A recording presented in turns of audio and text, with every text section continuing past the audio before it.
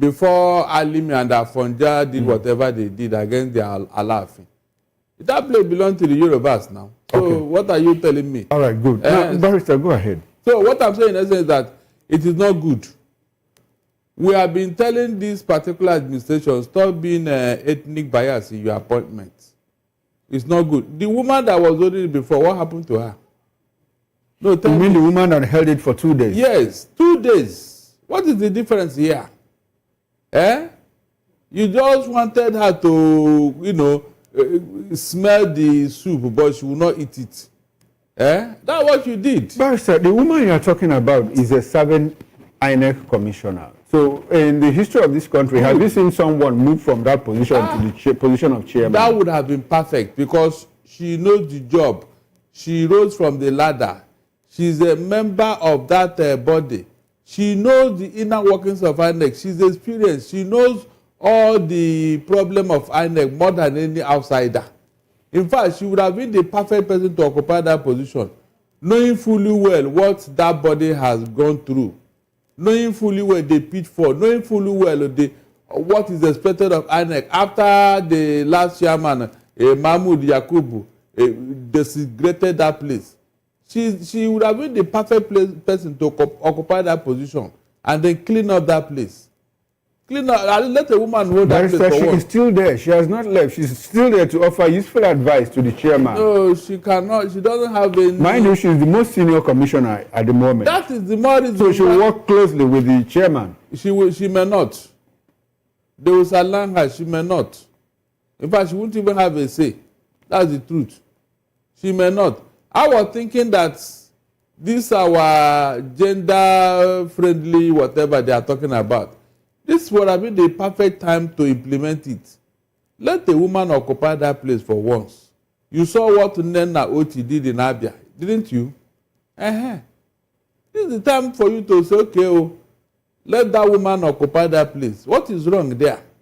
You now brought an outsider. For what reason? The woman that have experience knows every details about the workings of INEC. You sidelined her and brought an outsider. But Barrister, talking about experience and an outsider, this man is Deputy Vice Chancellor Administration of University. INEC is not an outsider. He's a lawyer. He's a senior advocate of Nigeria. I mean, he has peaked in his career. So, INEC is not an academic institution. I hope you know that. The technicalities involved in the workings of elections is not studied in school. Maurice, who came from the academia, Atayiru Jega, the same thing. Mahmoud Yakubu, the same thing. The Nana Oti you talked about is also from the academia. So why do you have a problem with Amupitan coming from the academia? These people are not female. I will say that let this female, who has all the experience, with all the qualification, let her sit on that seat and then let us see the difference. What is wrong with that? After all, nobody in Delta State is contesting the presidency where she came from. Is that not true? It would have been a perfect match. But Barrister, this Amupitan is not from Lagos State. So why do you have a problem with the president appointing him? What if he's the one that is able to deliver the job? Do you have a problem with the president appointing him? I have a problem. And which is? That problem is that if I know this administration very well, they are too tribalistic in everything they are doing. I don't like it. I don't like it. You would have used this woman to make a difference. Now, the president said that this is the first time somebody from Kogi State, somebody from North Central is occupying that position. So don't you think it's appropriate that at least they have a taste of that position? No, that's not the reason. All these reasons does not hold water. The man is a Yoruba man, in flesh and blood. Forget who the state he belongs to. I've just told you here, the man is a Yoruba man. Is that not a fact? Buhari worked with Jega. Jega is Fulani. Buhari is Fulani. Did you have any problem with that? It was Jega that even made Buhari to win the election. Both of them are Fulani. But Jonathan appointed Jega now. Jonathan appointed him. Jonathan from the south had appointed Jega. So when Buhari came and his first tenure expired, why didn't he appoint someone else? But he had to work with his kingsman. So is there anything wrong in that? Hold on, no. Who replaced Jega with Mahmoud Yakubu? Mahmoud Yakubu. Who replaced? It's Buhari. So Buhari eventually let him go now. After what? He had to because... Okay, now the point is that Buhari also appointed his kinsman. He inherited Jega. Buhari also appointed his kinsman. Listen very well. Buhari inherited Jega, who was appointed by Jonathan. Okay. Is that not true? Good.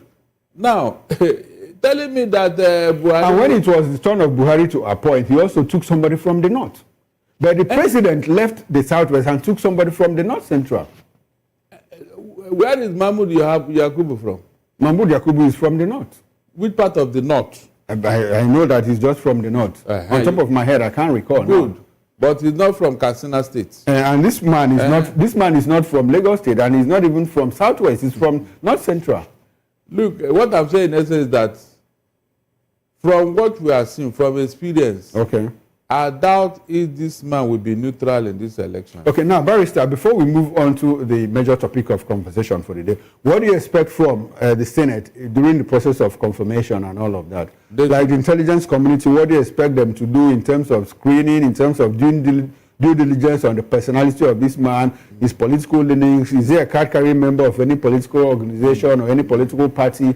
And all of that. What do you expect the Senate to do and the intelligence community? They should not confirm him until they tell us why Agbamuche is not qualified to be INEC Chairman. Okay. Let them tell us why that woman should not be there first. Okay, you think that the present Senate that says that anything that comes from the president will let it go, do you think that they will not confirm him? Then they have given us room to protest and criticize them. Okay. Yeah, because Anambra is loading. Let us see how you conduct Anambra election. No, Barrister, is it, or does it sound straight to you that Mahmoud Yakubu, his tenure was supposed to expire on the 9th of November, a day after the Anambra election? Yes. But he left before that day. He was forced to leave. That's what I'm telling you. Okay, so that what will happen? So that they will fulfill their plan now. What else? Which is? Which is? Let the election come and go, then you know the plan. Because you ask yourself, what is the hurry all about? I'm just asking. And nobody have queried it. The INEC Chairman was even putting up a resistance based on section 152, 53 or so, that dictated how, of our constitution, that dictated how INEC Chairman should be appointed and removed. The man wanted to resist it, but apparently, they reminded that, look, you have a lot of skeleton in your cupboard, though. And the man had to bow out, and they now give him CON. If not, why the hurry to let the man go? What was the hurry all about? They wanted to use this man to test Anambra election. That's just the simple truth. Okay. And you are going to see what will happen. Barrister, what do you think will happen? Can you let us into what you think? What is happening is that there is a laid-down plan. Which is? Which they believe Mahmoud Yakubu cannot fulfill. And so they are looking for somebody to do that. If not, why the hurry to let him go? That's the question. Is it not suspicious? When you do something, you should be reminded of the public opinion on your actions. You don't just take a unilateral action, irrational action, and expect us to keep quiet. No. Let them tell us why they had to hurriedly let Mahmoud go. What was the hurry all about? If there was no underlying issues. So this election in Anambra will tell us. Maybe after that, we'll now begin to add 2 and 2 together. And then find out why. Even this man, I'm sure he will speak later. This INEC chairman that left now, Yakubu. In the near future, this man will reveal what happened. Just like Aerofire and Co. Reveal how the election panned out in 2023. That's the truth. The man will speak later in life. Because he will not go to his grave with all the things that happened in 2023. He won't. His conscience will touch him one day. I will reveal the truth. I'm sure of that. Go and check. From time of history, people have always been touched by their conscience to say the truth of what they did and what happened. I mean, the fact, all the evidence are there. Babangida wrote a book and told the whole world what happened. concerning the 1966 coup. Aerofy, he came out to tell us what they did. Kawo Baraje, he came out and told us how they brought terrorists into Nigeria. Are they not facts? So, what makes you think that Yakubu will not reveal his own later in life? So, I'm not surprised. All right, then. Thank you very much, Barrister Darlington Agomo. Now, let's move into the major topic of conversation for today. Activist and former presidential candidate of the African Action Congress, AAC, Omoyele Sowore, now has announced October 20 as the date for a protest march to demand the release of the leader of the proscribed of the indigenous people of Biafra. Well, the indigenous people of Biafra. Now, Omoyele Sowore, I beg your pardon. Well, he wrote, according to him, the protest will be a historic march to Aso Rock Villa in Abuja, while assuring that it will be conducted peacefully and legally to demand the release of the IPOB leader. The activist wrote, and I quote, "We now have a date for the historic #Free Nnamdi Kanu now, the protest on March, a march to the Aso Rock Villa in Abuja. It is slated for October 20 at 7 a.m.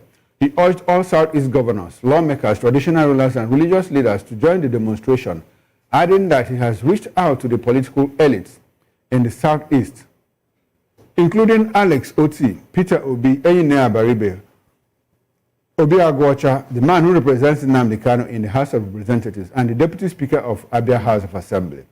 According to him, no more empty noise. Let Asisi Soludo, at Senator Abaribe, at Alex Oti FOR, at Peter Obi, and all others who claim to care step up and join us in person. Every governor, senator, member of the House, traditional ruler, priest, Eze, Igbo person, and every Nigerian who believes in Kanu's freedom should come out and do more than talk." According to him, he also reached out to Alhaji Atiku Abubakar through his team. I spoke with Obi Agwocha of the House of Representatives, who was receptive and encouraging. Now, this is not the time for hesitation. If we genuinely believe that Mazi Nnamdi Kanu deserves freedom, then every leader of conscience must act now, not later, he wrote. Barrister, what's your reaction to the planned march to Aso Rock to be led by Omoyele Sowore to free Nnamdi Kanu? What are your broad reactions to that? I don't have any problem with what he wants to do. Okay. As long as there is sincerity in it. Because what he wants to do now has been done severally by the Igbo people on several occasions in different angles, which is on record. I don't want it to look as if the Igbo people don't want Nnamdi Kanu to be released until Sowore started his protest. No. You can't say that. We have made all the effort that is needed to be made. Before Iwanyanwo died, he trekked almost 2 kilometers to go and see Nnamdi Kanu, where he was detained. It's on record. It was after that ordeal that this man couldn't survive it. What other sacrifice are you talking about?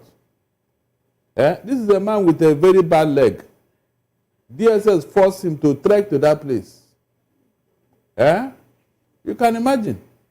All the Ohaneze chieftains have gone to Aso Rock, under Buhari, under Tinubu, to go and plead for Nnamdi Kanu's release. Is that not true? Is that not a fact? All the lawmakers from the South, including other lawmakers from different regions, signed a petition to Tinubu asking for the release of Nnamdi Kanu. Is that not a fact? The Nnamdi Kanu lawyers have packaged all the 9 cases that gave Nnamdi Kanu victory from different courts, including West African court, and sent it to the Attorney General of this country. Is that not a fact? So, all the governors, they have said so also, calling for the release of Nnamdi Kanu. So, when all these people have done all these things, please, what other thing is left? Tell me. So if the federal government meant well, they would have released Nnamdi Kanu to these people.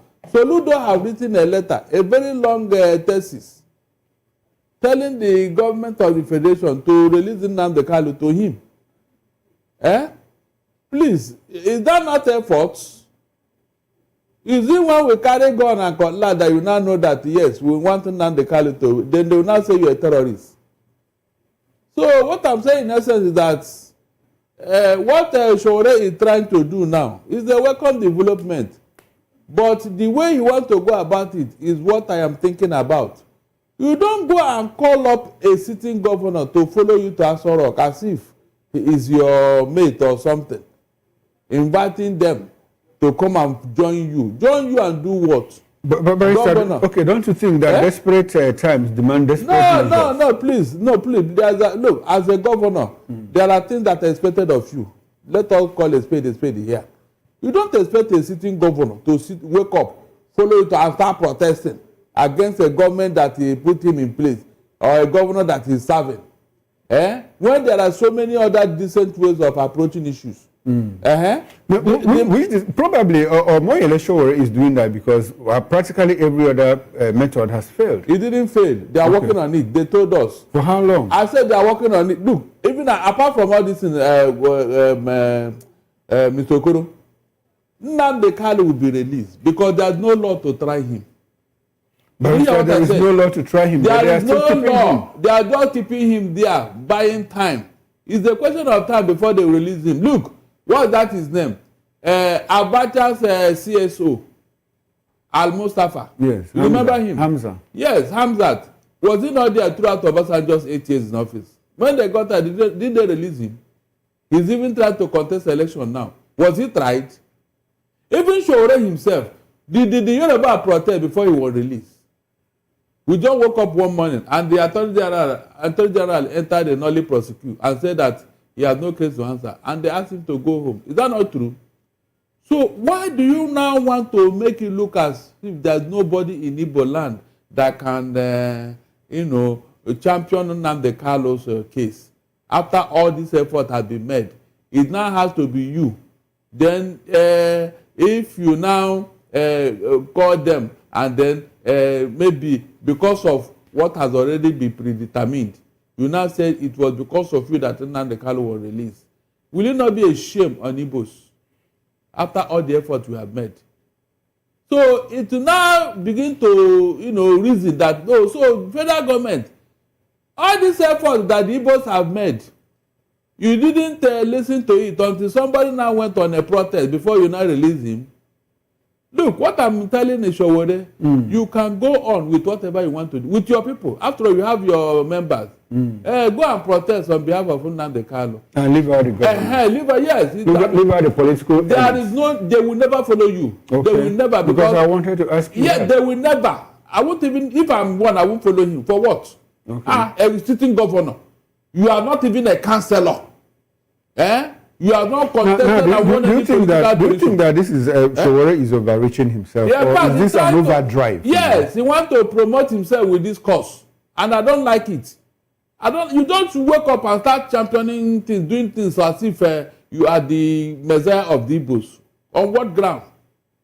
You saw what I told you here. All the effort. If nobody has made effort, if nobody has said anything, are you understanding me? Mwajago. As the Mwajago, Ajawo said to oppositors here, just made a statement. A statement. He did not even carry it out. He was picked up and locked up for 2 years. When they got tired, they now say he should go home. So you think that the government will one day get tired and release Nnamdi? I don't even get tired. It will be an embarrassment and shame because the international community weighed in. At a point in time, they weighed in and asked questions.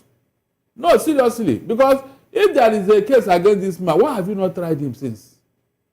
The court said it openly that we don't even have any law to try him. The court said it. Okay, now the 15 counts charges against him was caused by Ozekeme. Even the Supreme Court told Nnamdi Kanu to sue the federal government.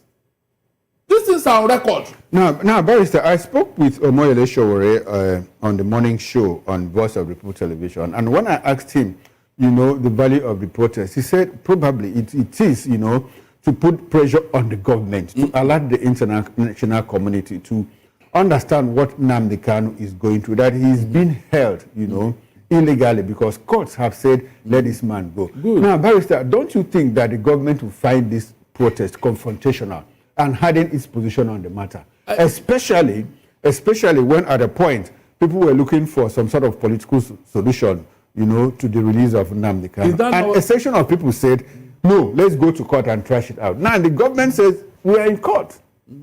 And you are planning a protest, Don't you think that the government will see you as being confrontational and said, okay, since this is what you want, let's keep him and see how far you can drive this protest? And that is what I'm saying that we should avoid, because there are concerted efforts now. The last time the president went to Abia Southeast, did you not hear what he said, or his aide said, concerning that matter? Was he blunt that no, that we are not going to release Nnamdi Kanu? I am saying that we should not rubbish the effort that has been made so far. Nobody can force a government to take an action. Mr. Okoro, no matter the foolishness of any government, they can never succumb to threat and intimidation. They don't. That's what I'm saying here. Let him not go and jeopardize our chances, because everybody is speaking and calling out the government to release this young man. Why would you not go on a protest? What if at the end of the day this protest turn sour? Somebody may now unleash some of these area boys who are looking for what to do, and the protest will turn into another thing. So what will you now say?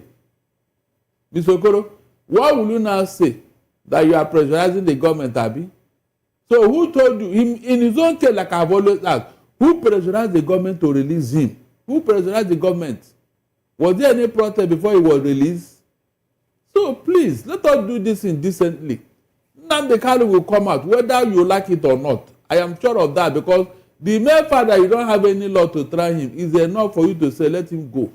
They are talking. All the governors have spoken that, look, we are having discussions. It's not something you come out in the open and be confrontational. Before you know it, they will tell you, the Igbo don't even know how to go about it. Why are they protesting? At the end of the day, these people will insult you.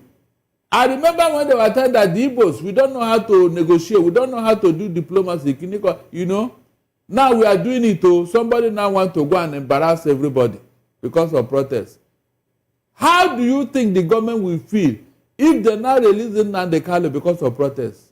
Is it possible? Hold on. Is it possible? Which government does that? That they took an action because of a pressure from a group of people, and you are calling the governor. Which governor will follow you? So that tomorrow now you use it to blackmail them and say, look at this governor, so they don't want Nnamdi Kanu to be released. So I called them to follow me to Abuja. They refuse. Okay, now Barrister, you have already made a point. According to you, these people should not join the protest. If Showore wants to plan a protest, he should go with the Alota community. Yes. That governors and all of that, should. Now, there is this. We have this problem, with the Nnamdi Kanu issue. A lot of people believe that leaders of the Southeast have not done enough, for the release of Nnamdi Kanu.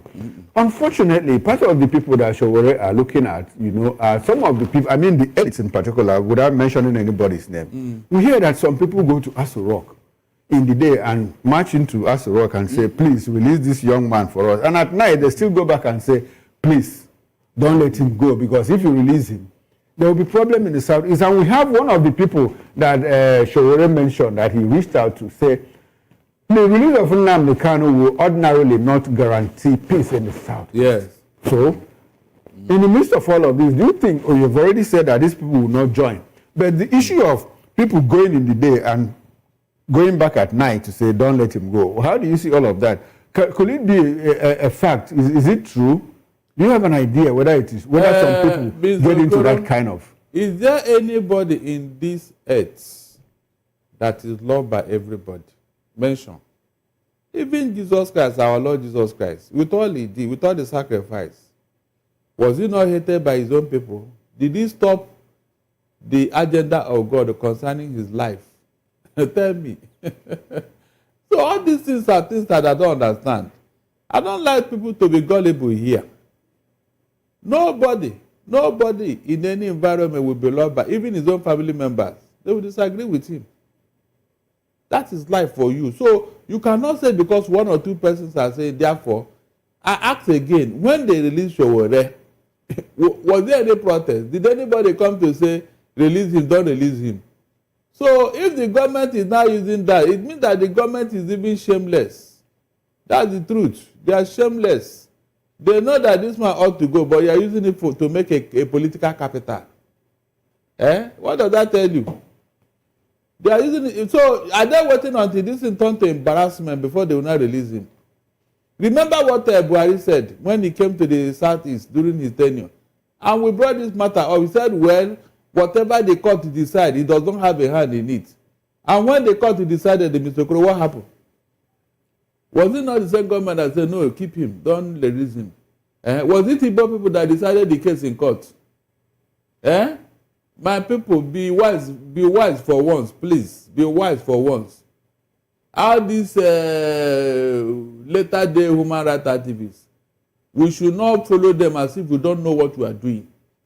We have passed through this road before. We don't want to pass through it again. Whenever it is time for anything to happen, no power on earth, no human being can stop it. I just gave you examples here. Mandela was in detention for 27 years. When it was time, was he not released? Hold on. The people that were holding him, it became an embarrassment to them. Was he not released? So what are you saying here? You mean Nnamdi Kanu will remain there forever? It's not possible. It's a question of time. That's the truth. No, and we don't want to use it to play into the hands of our enemies. Nnamdi has serious health issues, still in detention. And people are scared that something, bad might happen to him there. So why should the government keep him until when it becomes convenient for them to let him go? They have ordered for his medical examination. Let us see what happens. Abi? If they confirm that, yes, there is a serious issue here, maybe it will now, confirm what we have been saying. That's the truth. It will confirm what we have been saying. But whether he has health issues or not, Nnamdi Kanu should be released or will be released. There's no doubt about it. He must be released. And he must be released in good health because he entered there in good health. If he come out there with serious health issues, then the government will still have a question to answer. That's the truth. Okay. So that's why they want to make sure that he's in good health before they will release him. Okay. I think that's what they are trying to do. All right. Yeah. Now, Barrister, there's another serious issue in what Omoyele Sowore is planning. And that is, some people have alleged that Sowore wants to target Peter Obi in all of this protesting and put a wage on his ambition. If Obi joins, he'll be profiled as an ethnic irredentist, who supports one accused of terrorism. And if he doesn't, he'll be branded as one who doesn't support justice. Now, do you buy this line of argument? What do you think about it? These are the reasons why I said that what he's trying to do concerning the Southeast leaders, I don't buy it. Because this same Sowore is one that has constantly criticized Peter Obi. That he doesn't have capacity, he's not going to do this and that. So why are you calling him, to come and join this protest? I mean, it's even an insult. It's even an insult to be calling out sitting governors in the Southeast to come and join you, as if they don't know what to do. So you are the only messiah in the Southeast now, you are the one to save the Igbos. Oh yeah, now save us from marginalization. Save us from all the things that we have suffered so far since the war. Since but Sowore has always supported the Igbo nation. He has supported his friend Nnamdi Kanu, and he has always said that, look, there's an Igbo question in this country. He has always said that there's an Igbo question in this country, that there's an Igbo problem, that until you fix it, that this country will never make progress. So I'm not sure it would be right to paint him as someone who wants to take advantage of Nnamdi's condition or situation to promote himself. Everybody is saying the same thing. But who wants to take action is the problem. But it's not everybody that is saying the same thing. A lot of people don't believe that the Southeast is marginalized. But he has been at the forefront of the fight, saying, look, until you answer the Igbo question in this country, you will not make progress. Okoro, you don't choose and pick what you want to pursue and leave the rest. Does he? He does, because the P2B that everybody is now looking up to. Is the Shore in good terms with P2B? Have you not seen and heard all the things he said about P2B, even where there was no need?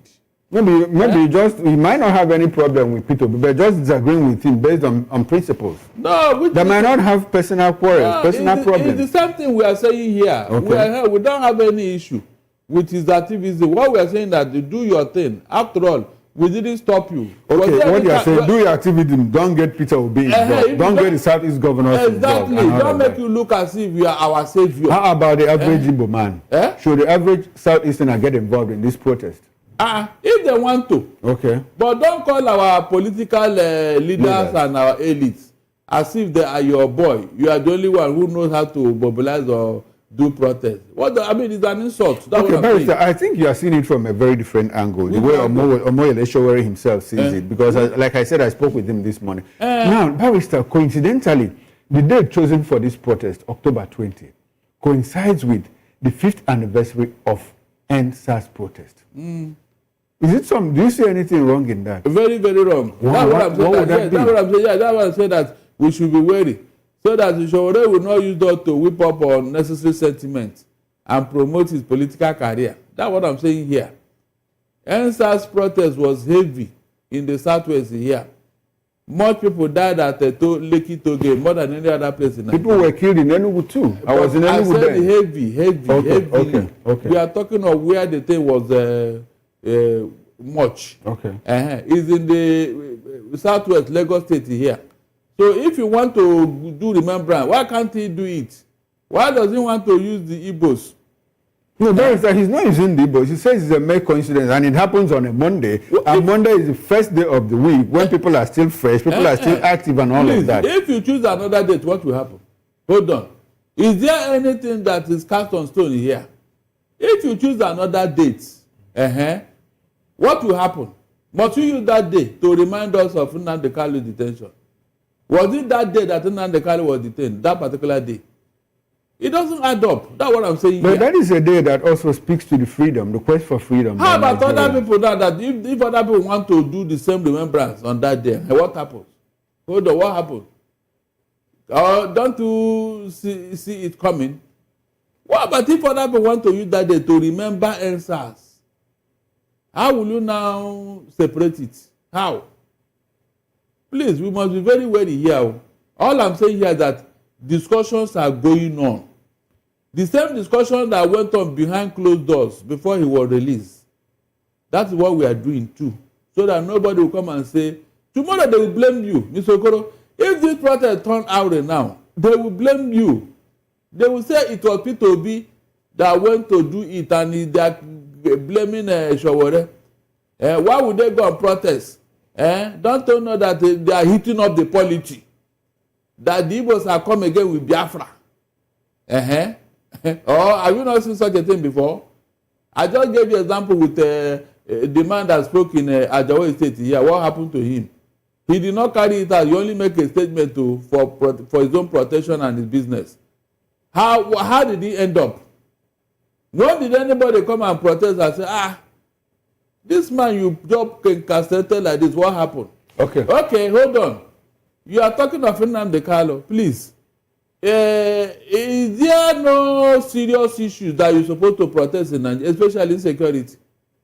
Why don't you go and organize the Fulanis and to protest about their kinsmen that are killing people in their farm? Who will do that? Who will protest against his kinsman? Hold on now. I thought you would have said, why don't you protest or call people to protest against those that are killing Nigerians? No. There are some Fulanis who don't believe in what their kinsmen are doing. That's not true. People always tell us that we should not generalize. So those people that are moderate, those people don't support their killer kinsmen, go and mobilize them. That's what I'm expecting. All right then, Barrister, thank you very much. Barrister, there's a report released by the World Bank as they raised alarm. They said 139 million Nigerians sink deeper into poverty despite reform gains. Global lender warns of economic pain intensifying under subsidy. FX policies urges safety nets for the poor. Barrister, isn't that some form of contradiction? We are making gains from the reforms, yet 139 million Nigerians sink into deeper poverty coming from the World Bank. Especially when they say that the pains are intensifying under the subsidy and FX policies, the foreign exchange policies, the arbitrage, unification, and all of that. So are they, with World Bank, what are they saying? Because in one breath, they tell you that, look, the reforms are working for Nigeria, and in another breath, they tell you that if you remove 139 from 230, practically about more than 50% of us, are wallowing in poverty. Yes. Yet, World Bank keeps prescribing reforms for us. What's your reaction? Is that the irony and the contradiction involved in these things? Was it not the same World Bank that told the government of Nigeria to go into these reforms or whatever? Remove fuel subsidy, remove electricity subsidy, remove naira, whatever. I don't know the one that recommended all these things. Now the same people are blaming you. Have you seen why I have never agreed with these people and their way of doing things? These people are vulture capitalists. They want to keep you perpetually under their feet. That's why they recommend the medicine they cannot take. Mr. Okoro, mention any Western country that is not living under poverty. Under subsidy. Let World Bank and the IMF tell you one particular country in the West that is not giving their people subsidy. But here they say you should remove it. As if when you remove it, your problem will be solved. You can see. And I've always told you that we didn't remove any subsidy. We didn't remove any. The subsidy is still there. It's still there. This government is paying subsidy. At least it's on record that 300,000 barrels of crude oil is being reserved to pay subsidy. It's on record up to tomorrow. So, where is the subsidy? That's why you are not seeing the effects. The thing is still going on. And people are cashing out. The only thing now is that it is what? Teleguided and stage managed. It's no longer an all-commerce affair. It's now a few cabals that are enjoying it. Barrister, who will be this? Because we understand that governors are getting more money, and the governors have not disputed that. How much are they getting compared to the inflation? People that used to get like 6 billion now get, on the average, 18-20 billion naira every month. Are you serious? Yeah, exactly. And governors are testifying. So the inflation that came with it, Inko, you are not talking about that, Abi? But some of them seem to be working. Well, they are working because we don't know what is behind their working. I've told you here. You don't know what is behind their working. I've told you. Don't look at what is written by the body of the motto. Enter motto. I'm telling you, I know what these people do. Whenever they want to make you look like an angel, they will paint you and package you in such light. That is the truth. Any child that fetch more firewood than his mates in the bush, go and check. That firewood was fetched in evil forest. You know, evil forest, nobody goes there, nobody enters there. So all the firewood are just there. Because of fear, nobody goes there. So any child that enters there will fetch as much as he can. As a matter of fact, there's no evil forest. It's just a name. That's the truth. Okay, now, Barrister, let's move on. We are coasting home. Something happened in the Senate yesterday on plenary. Akpabio, addressing members of the opposition, said, umbrella torn, Labour in tatters, Akpabio mocks opposition. He said that in his capacity as the Senate president and not Goodluck Akpabio. Is it appropriate that he addresses the opposition in that manner? Sitting on that seat, what does that tell you about the state of politics? You should remember that it was this same umbrella that made him. Okay, the uncommon governor. It was PDP that made him. It was PDP that produced almost all of them that are in APC today. Any river that forgets its source will soon dry. Mr. Okoro, go and mark my word. It's a matter of time. As long as this thing that is happening with APC and their acolytes is tainted with insincerity, it will collapse. Just mark my word. Just remember what I told you. I have always said it. Evil can never last forever. This is the party that made you, that created you, that gave you the platform that projected you. Yourself, Wike, all of you. All of a sudden, they is now in tatters. Who made it in tatters? Is it not you? You destroyed the road you passed through. You forget that when the chips are down, you pass through that road to come back. It's like somebody who climbed up with a ladder. You now remove that ladder. You forgot others will not climb. You forgot that that place, you can't remain there forever. At a point, when the heat becomes too much, that you want to climb down. So which ladder will you use? Which ladder? Nothing lasts forever. Go and check. It's a matter of time. After all, let's assume that this president wins another election. After 2031, is there anything that will make him to remain in office? No, tell me the truth. Is there anything that will make him to remain in office after 2031? Let's assume he wins. Then what happened to all these people that are now talking? What happened to them? They will now be looking for another platform, Abi. Really? We remind them of what they did. We remind them. Are we not here? We remind them. But a lot of people don't have a problem with what Goodluck Jonathan said.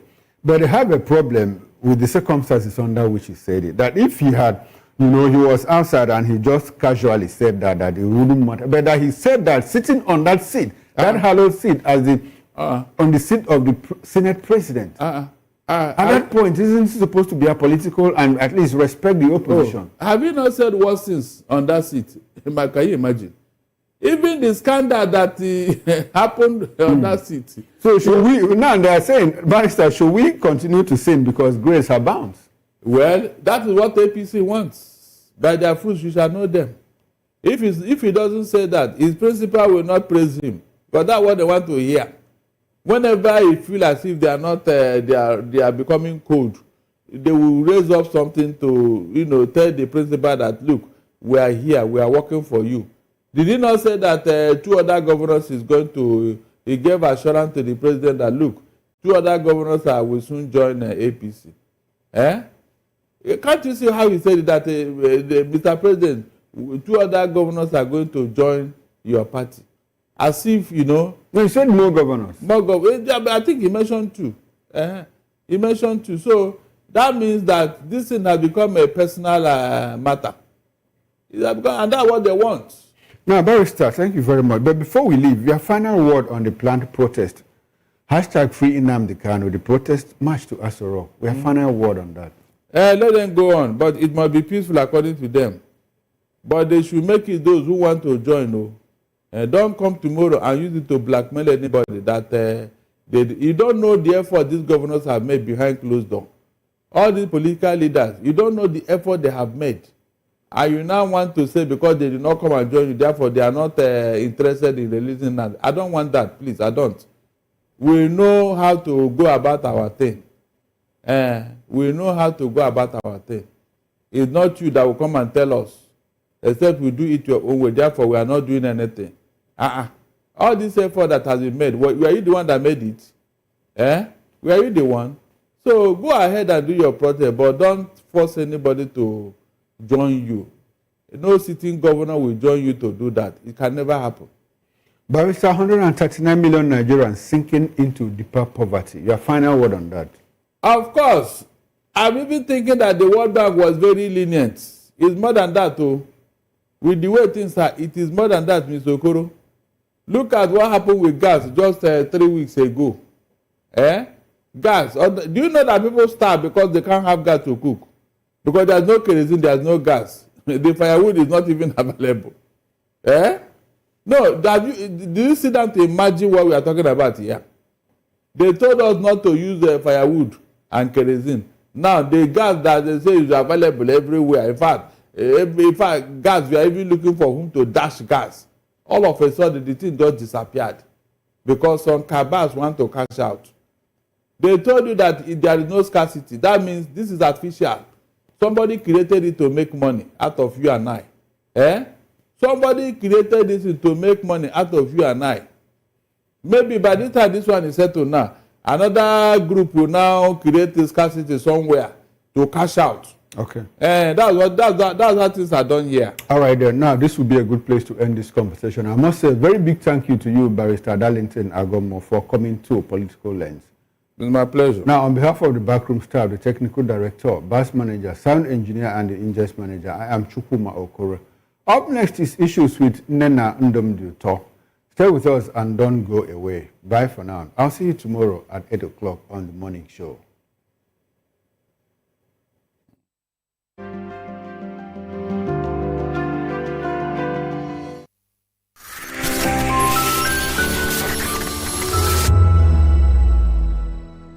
Join us on People's Voice, where we amplify the voice of those that matters the most. Join the conversation. Share your thoughts with me. I am Xavier Udo. Weekdays, Monday through Friday, from 4 p.m. to 5. Don't forget, our voice matters the most. Let us come together and share our concerns. Thank you.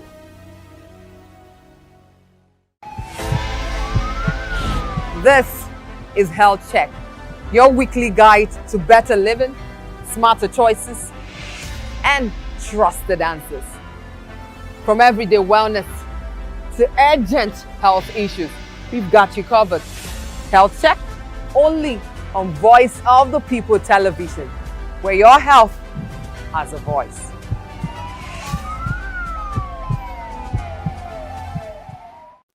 Welcome to Kitty's Corner. Every weekend is a new journey. Join Auntie Oni as she embarks on thrilling adventures. Each episode takes the young explorers to a different fantastical world filled with exciting challenges, making new friends and learning valuable life lessons. The show begins with lots of excitement in a cozy storytelling mood. Fairies teach the importance of kindness, honesty, bravery, teamwork, or curiosity. Kitty's Corner is a delightful blend of fun, education, and imagination with catchy songs, interactive games, and heartwarming stories. Join Auntie Oni every Saturday, 10 a.m. to 10:30 a.m. on Voice of the People Television. Kitty's Corner, perfect destination for curious minds.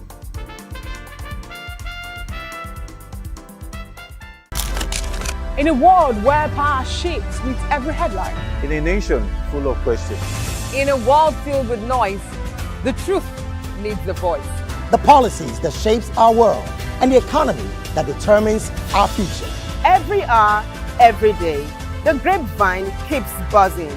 And together, we are committed to telling the stories that shape our world, because your voice is our focus. Don't forget, our voice matters the most. Let us come together and share our concerns.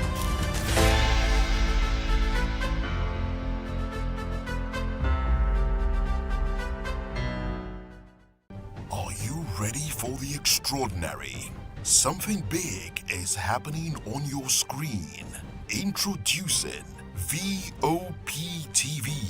Now streaming on SLTV channel 264. From breaking news to captivating conversations, news analysis, giving you all sides to the story. We break in-depth discussions on the issues that matter, from politics to sports, entertainment, and lifestyle. VOP TV on SLTV channel 264. Join us as we redefine what television means to you. Voice of the People Television, VOP TV. Now you have more than a voice.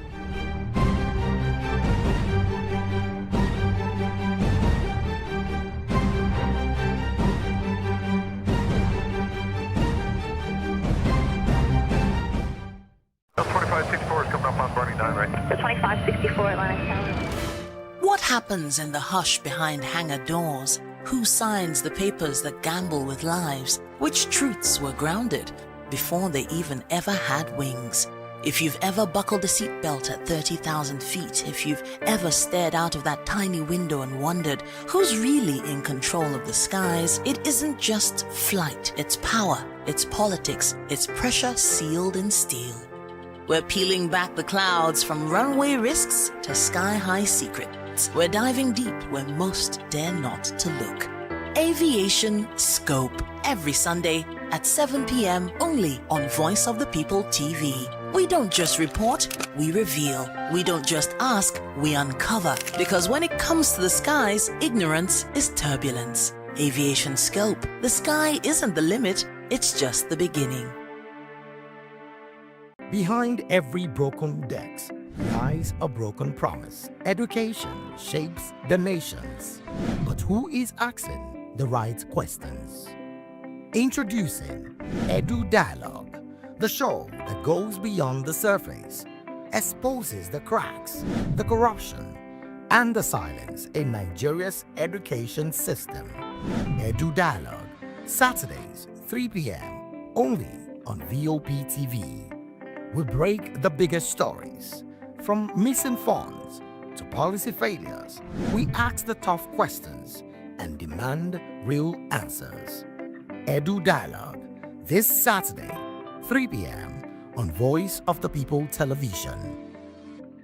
Voice of the People, you can hear me now. My name is Patrick Doyle, and I wish that you continue to echo the voices of the people. Big up VOP TV. My name is Suibifa Dokubo.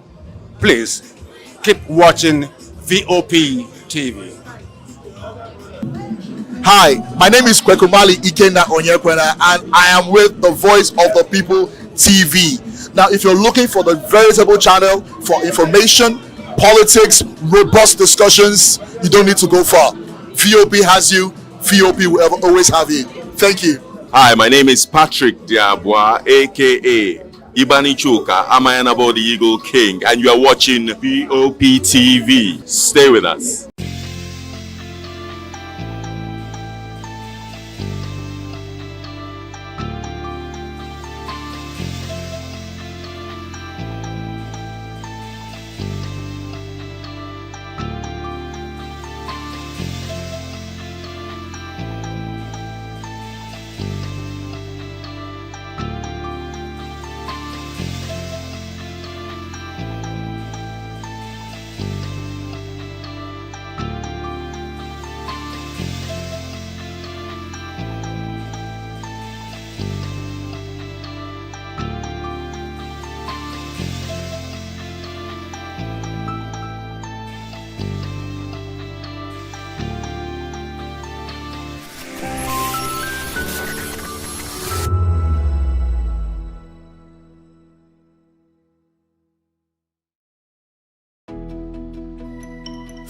Years ago, we lit the spark. Today, we are blazing the trail for others to follow.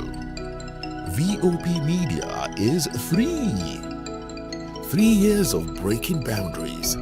3 years of being that bold voice that echoes the thoughts of the people. 3 years of telling stories that matter. We have experienced complete breakdown in democratic governance. We are not just a brand, we are a movement, giving voice to the voiceless. We go to bed empty hunger. To every viewer, every voice, and everyone that has made us who we are, we say thank you. VOP Media, 3 years and still counting. VOP TV. Now, you have more than a voice. We encourage you to click on the like button and subscribe to our YouTube channel. We are Voice of the People TV. Also follow us on all our social media platforms. We are at VOP TV Live. Visit our website www.vop.ng for fresh and trending news. Also watch us live on SLTV channel 264, VOP TV, Voice of the People Television.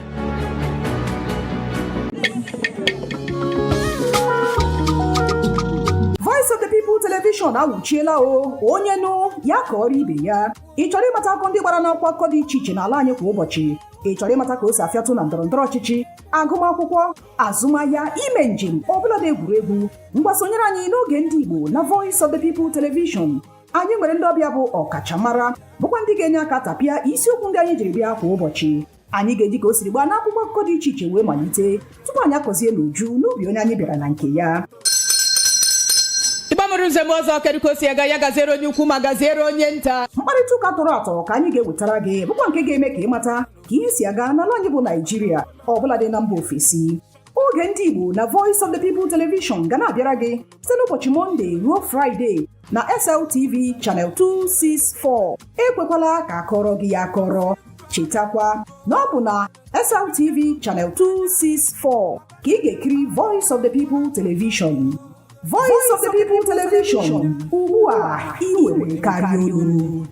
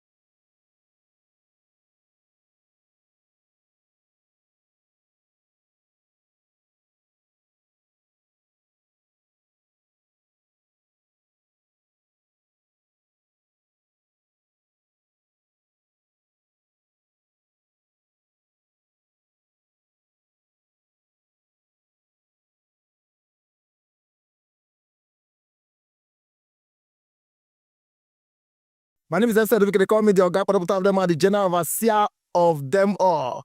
Every man, every woman has got a voice where integrity is the volume. So this is Voice of the People's TV. Voice of the People's TV. So this is the people's voice. And the people's voice is the voice of God. That's the voice populi in Latin. The people's voice is the voice of God. So keep watching Voice of the People. In fact, my name is Voice of the People. Keep watching MC Adobe King. Thank you. Hi guys, my name is Kagan. I am Nigeria's biggest tech.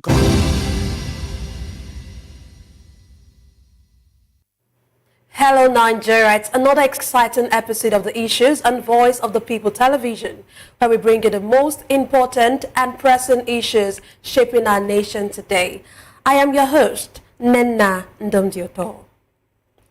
Today on the Issues, we're taking a deep dive into the power plays and political realignment shaping Nigeria ahead of 2027.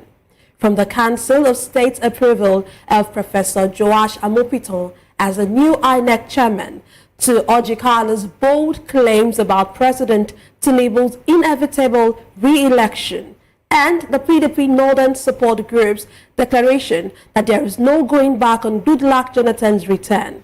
We break down what these developments mean for the future of democracy and electoral politics in Nigeria. Stay with us as we unpack the facts, the controversies, and the strategic moves behind the headlines. We'll be back after this short break.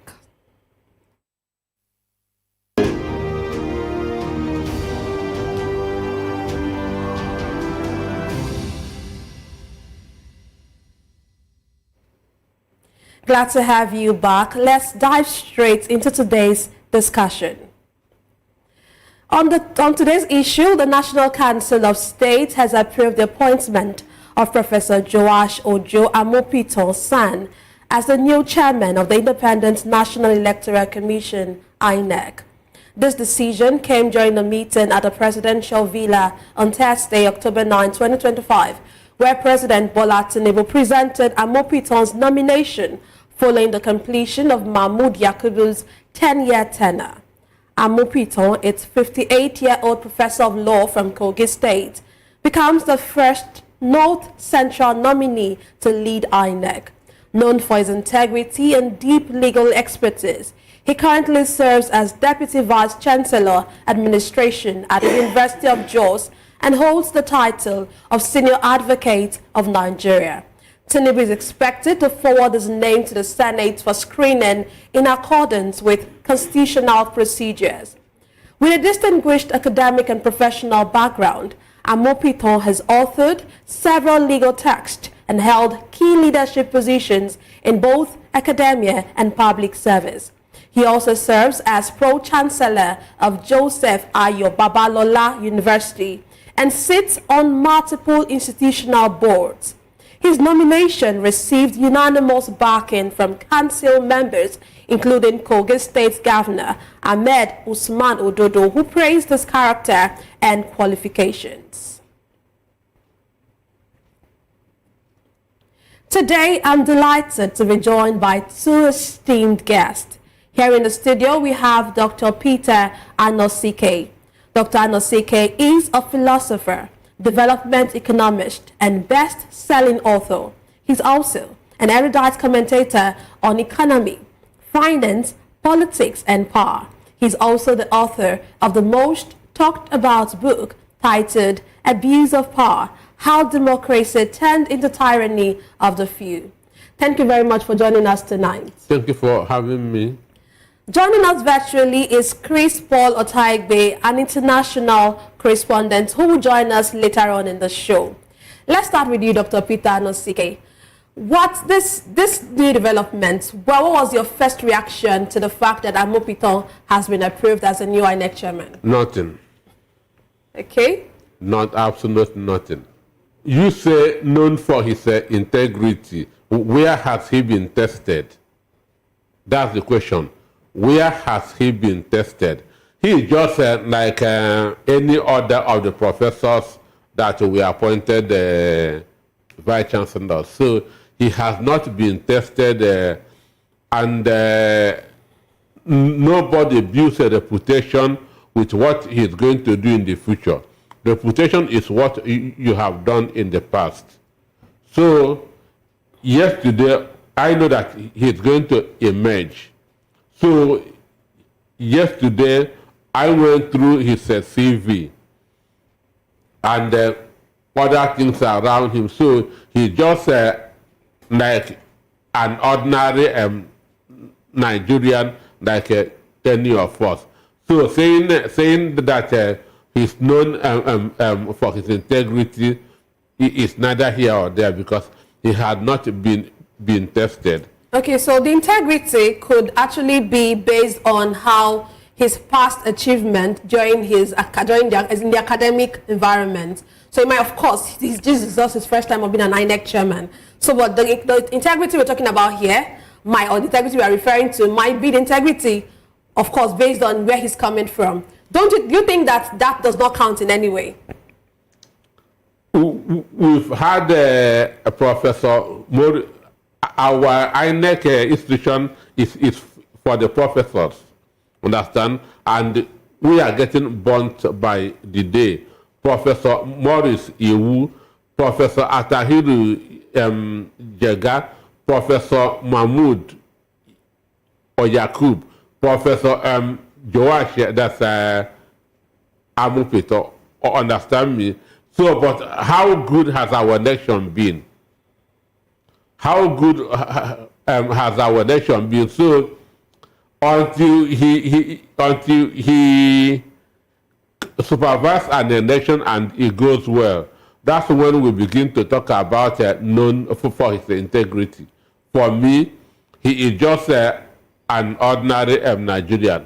And here in our country, what determines how somebody performs in office is two things. One, how did I get this job? Two, who is the highest bidder? That's what determines how a candidate performs in the office. One, they always side who made or the appointment possible. Two, the highest bidder. So for me, I'm not expressing anything until election is conducted. Okay. Okay, of course, the report that we have is that Professor Josh Amupitan was unanimously approved by the Council of State. What does this suggest about his credibility and, of course, the political climate surrounding his appointment? He suggested nothing. Tinubu appointed him, and this is Tinubu's government. No other person can say no, because when Jonathan appointed his own, nobody opposed it. when Buhari appointed his own, nobody opposed it. So nobody should oppose Tinubu's own. So that unanimously that's accepted is a PR. He will be tested with an election. Okay. If he conducts free, fair, credible election, I will praise him. Okay. But for now, he is a suspect. Okay. So I actually felt that, personally, I felt that the woman who was there would have been given room to stay for a while, as in acting capacity. What do you think about that? Do you think the appointment of this new INEC chairman was very fast? Do you think it would have, May Agbamuche would have been allowed to, even if it's just to hold the fort for a month before a new chairman is being put in place? For me, if I'm among those advising Tinubu, I would have advised him let Agbamuche conduct Anambra State governorship election, because now having a woman now who just a kind of will bring something new, a mentality, because the world is always looking for something new, or the world always embrace something new. Understand? But now we are still on our old path. Professors, understand? Professors who rig elections. So for me, I would have preferred Agbamuche to at least conducted the Anambra State governorship election, because the election is 8th of November, and this guy will not stay in the office for a full month before the election comes up. So somebody who's already in the system ought to be there to supervise the forthcoming election, because this guy has been out of the system. He is an outsider. I may not understand a lot of things that is going on there. Okay. Professor Amupitan is the first INEC chairman from the North Central region. How significant is that? Do you think regional representation in such appointment, do you think they really matter? For me, I'm a student of competence, not where somebody comes from. Even if Tinubu, even though he's still there from the Yoruba-speaking Kogi state, but for me, Tinubu is from Osun State. Even if he has appointed somebody from Osun State, but is competent, I wouldn't mind. So I'm a student of competence. I don't really care where somebody comes from, provided the person will get the job done in a credible manner. Okay. So we are still on Amupitan. His strong academic and legal background, particularly in corporate governance, and of course evidence law. Do you think this expertise aligns with the demands that we need in Nigeria to oversee our electoral process? For me, all those paper qualifications, the other people that rig the election has those things. Jega had it. Yakubu had it. So I'm not impressed. I'm not impressed. My concern is somebody who will conduct a credible election that everybody will believe, even if your candidate did not win, and the election is free, fair, and credible. You will not mind. Mahmoud promised Nigerians a lot of things, gave us a lot of hope. At the end of the day, all the things that he promised, he left a bad taste in our mouth. A professor. So for me, I'm not raising my hope until election is conducted. Okay. What key reforms would you say, or changes, should Nigerians expect from this new INEC leadership, especially ahead of the 2027 general elections and, of course, First, starting with the Anambra elections and general elections that we have in 2027. For me, he should walk his talk. He should walk his talk. Mahmoud promised Nigeria that that election will be announced in real time, which never happened. He said that the elections will be posted into IRF, which never, at the end of the day, he even said that our constitution did not recognize IRF. So for me, because I know that he will come with a lot of promises, but nobody should believe him until those promises are put into work. Okay. Okay, you said nobody should believe him until the promises are put into work. Okay, you know, you already mentioned that there are many controversies that have surrounded our elections, especially with the INEC Chairman we've had in the past. What do you think Professor Amupitan can do differently to build public trust and ensure that INEC's independence, and of course to paint INEC in a good picture amongst Nigerians? Because really, INEC is...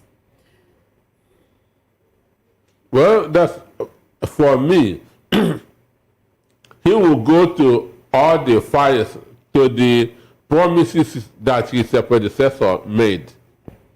All the promises that his predecessor made, and make sure that he work on those promises. It is not a rocket science. It is not a difficult thing. Mahmoud Yakub made many wonderful promises which he never carried out. So let this man go and check all the promises that Mahmoud made and make sure that he carried them out. Okay, before we move to the next issue on ground, do you think the process that we have in place at the moment, Nigeria has in place at the moment to get our INEC chairman, do you think is the right process? Do you think any other process can be better off than what we have at the moment? Leaving the INEC chairman to be appointed by the president, to me, is giving him enormous powers. But this is a constitutional problem. It is in the constitution vested in the president the power to appoint an INEC chairman. So, if it can be, if that section of the constitution can be amended, understand, so that it will be an impartial body that is appointing the INEC chairman. That's a body that will be truly impartial, that will have the capacity to say no to bribe. Then it will be better. Because I said on this program about 2 days ago that Mexicans voted for their judges. That the people troop out and vote for who will be their judges. But in Nigeria, it is the president that appoints the Chief Justice of the Federation. So giving him, and as I said, it is how I got my appointment and who will pay all the biggest money that determines how candidates work in Nigeria. So when a president appoints the CGN, Chief Justice of the Federation, the man or woman will have to abide by what the president tells him or her. And the same thing with the chairman of INEC. All right. Okay, thank you very much for your submission. Let's now move on to the next issue on ground. Of course, still talking politics. A former governor of Abia State, Orji Uzor, and current lawmaker, has confidently stated that President Bola Tinubu will be re-elected in 2027, claiming that opposition figures like Goodluck Jonathan, Atiku Abubakar, and Peter Obi pose no real threat. Kalu argued that Tinubu has done enough to improve Nigeria's economy and warned Jonathan against contesting citing constitutional limits on presidential terms. Kalu also dismissed Peter Obi's political influence in the southeast, declaring himself the most significant political figure from the region. He highlighted his past political achievements, including his role in founding the PPA, winning 2 states and earning 4.9 million votes in the 2007 presidential election. He expressed openness to running for president again, if healthy, emphasizing competence over age. Regarding the case of IPOB leader Nnamdi Kanu, Kalu urged discretion and respect for the judiciary, stating that the matter is before the court. He confirmed having private discussions with President Tinubu about the issue, but declined to reveal details, stressing that any decision lies with the Attorney General and urging calm among Kanu's supporters. Let's start with this. Do you agree with Senator Orjio's claim that none of the opposition figures, including Atiku, Peter Obi, or Jonathan, can defeat President Tinubu in 2027? Do you agree with that? I want to start with the last one, that is the most important politician. I was going to get there. I want that to start with that. Okay. Let me tell you the truth and the whole truth. If Orjo Zakando and Yemi Oshibajo are to contest for president, Kanu will fail woefully in the southeast. Orjo Kanu will fail woefully in the southeast. Because integrity will come into the question, which he doesn't have. So, Peter Obi is the most important politician in Nigeria. We're not even talking about southeast. Peter Obi is the most important politician in the country. He is the one that everybody is afraid of. That's why everybody is calling him. And getting 4-point-something million is a lie. It's a very big lie, because then, 2007, I was in the Sun newspaper, which he owned. I followed the election very, very well. Understand? So getting 4.6 is a lie.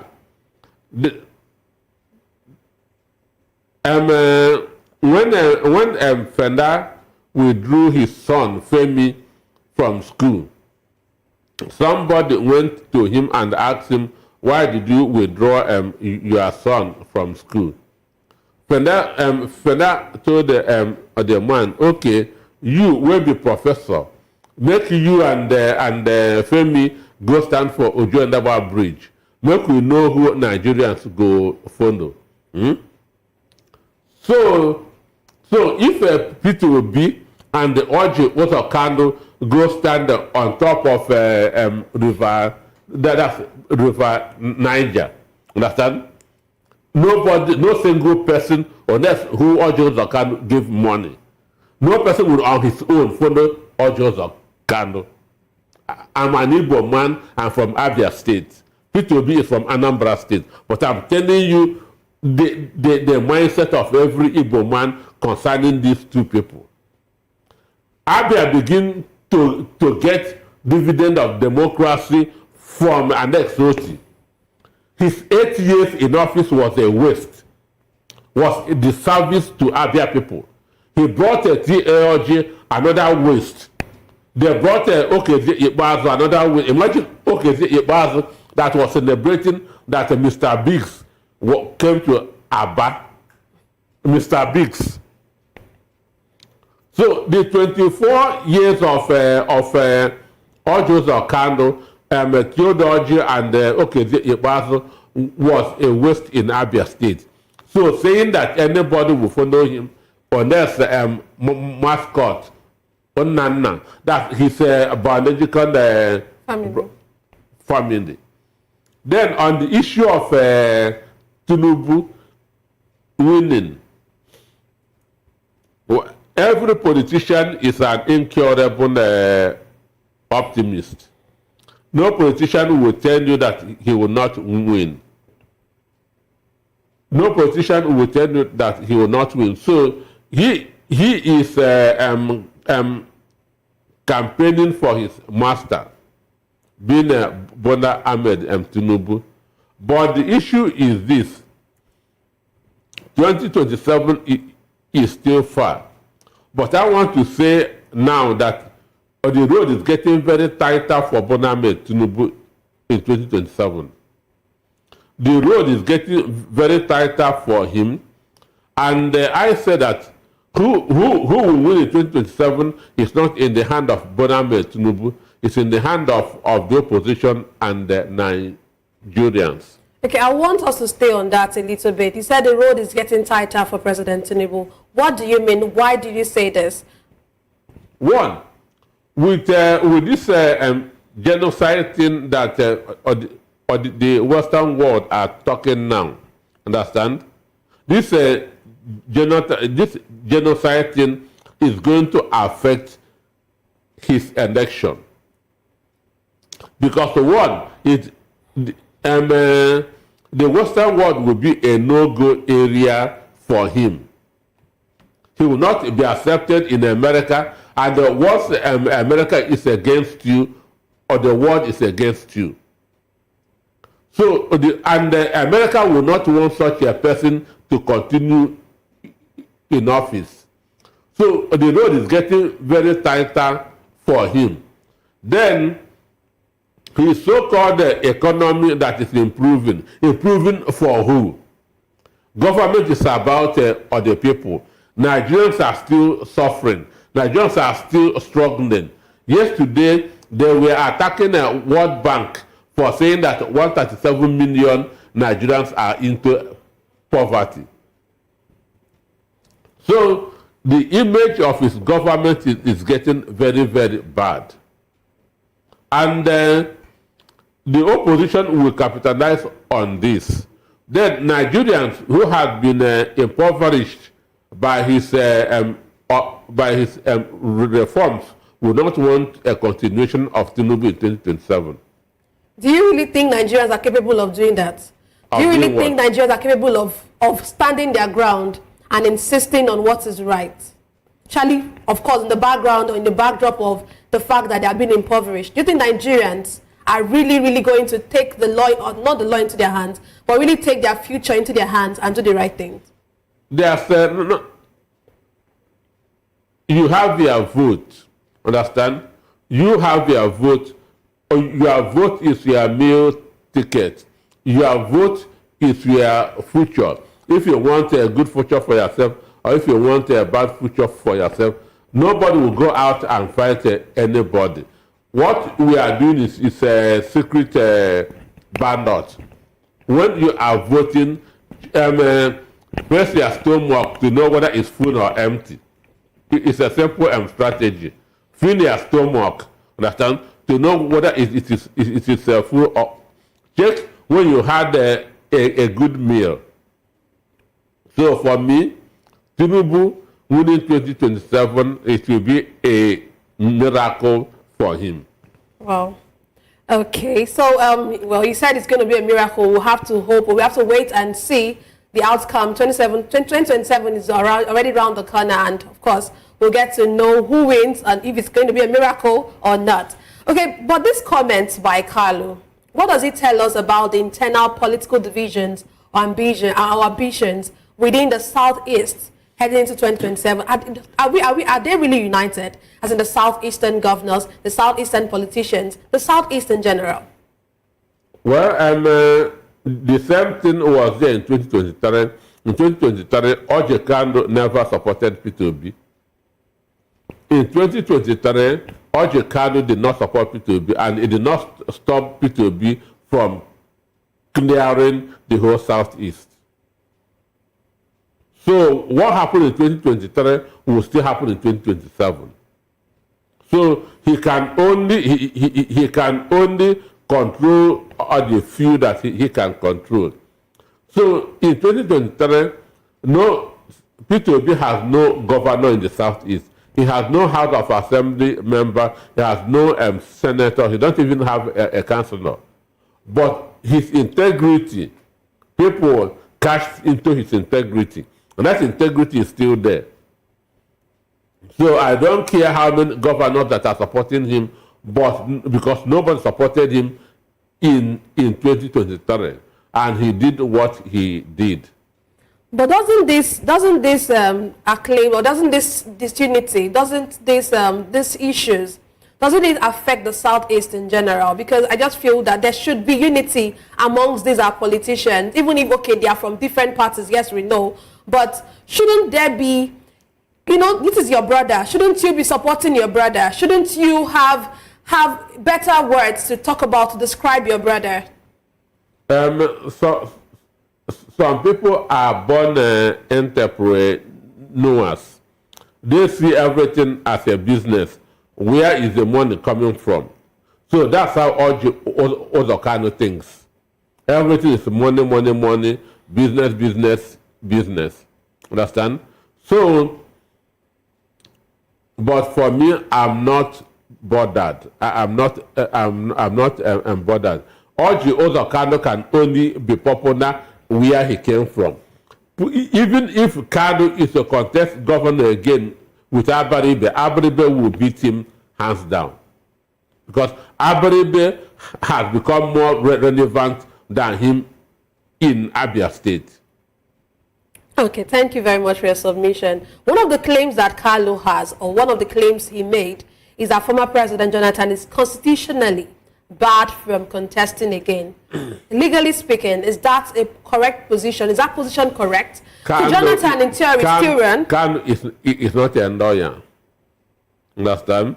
He's not a lawyer. So, there was a constitutional amendment in 2018 which does not affect Jonathan. The person it affected is Ayedetiwa of Ondo State. Understand?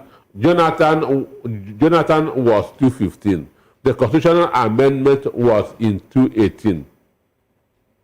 So it doesn't affect him. But these people are afraid of Jonathan. Because if you still put Jonathan and Tinubu, Jonathan will clear Tinubu.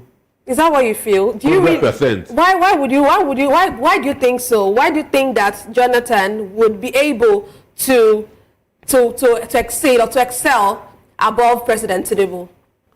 Tinubu will not even see his back at all. Why should I vote for Tinubu? Under Jonathan, I was buying a bag of rice, 6,000 naira. Under Jonathan, I was buying a bag of rice, 6,000 naira. Under Tinubu, I bought 100,000, I bought 80,000. Unless something is wrong with me, that's why I will leave Jonathan and vote Tinubu. I will ask myself, under Jonathan and under Tinubu, which one affected my life positively? And that's the question that everybody will ask. So put only Jonathan and Tinubu, even the Southwesterners would vote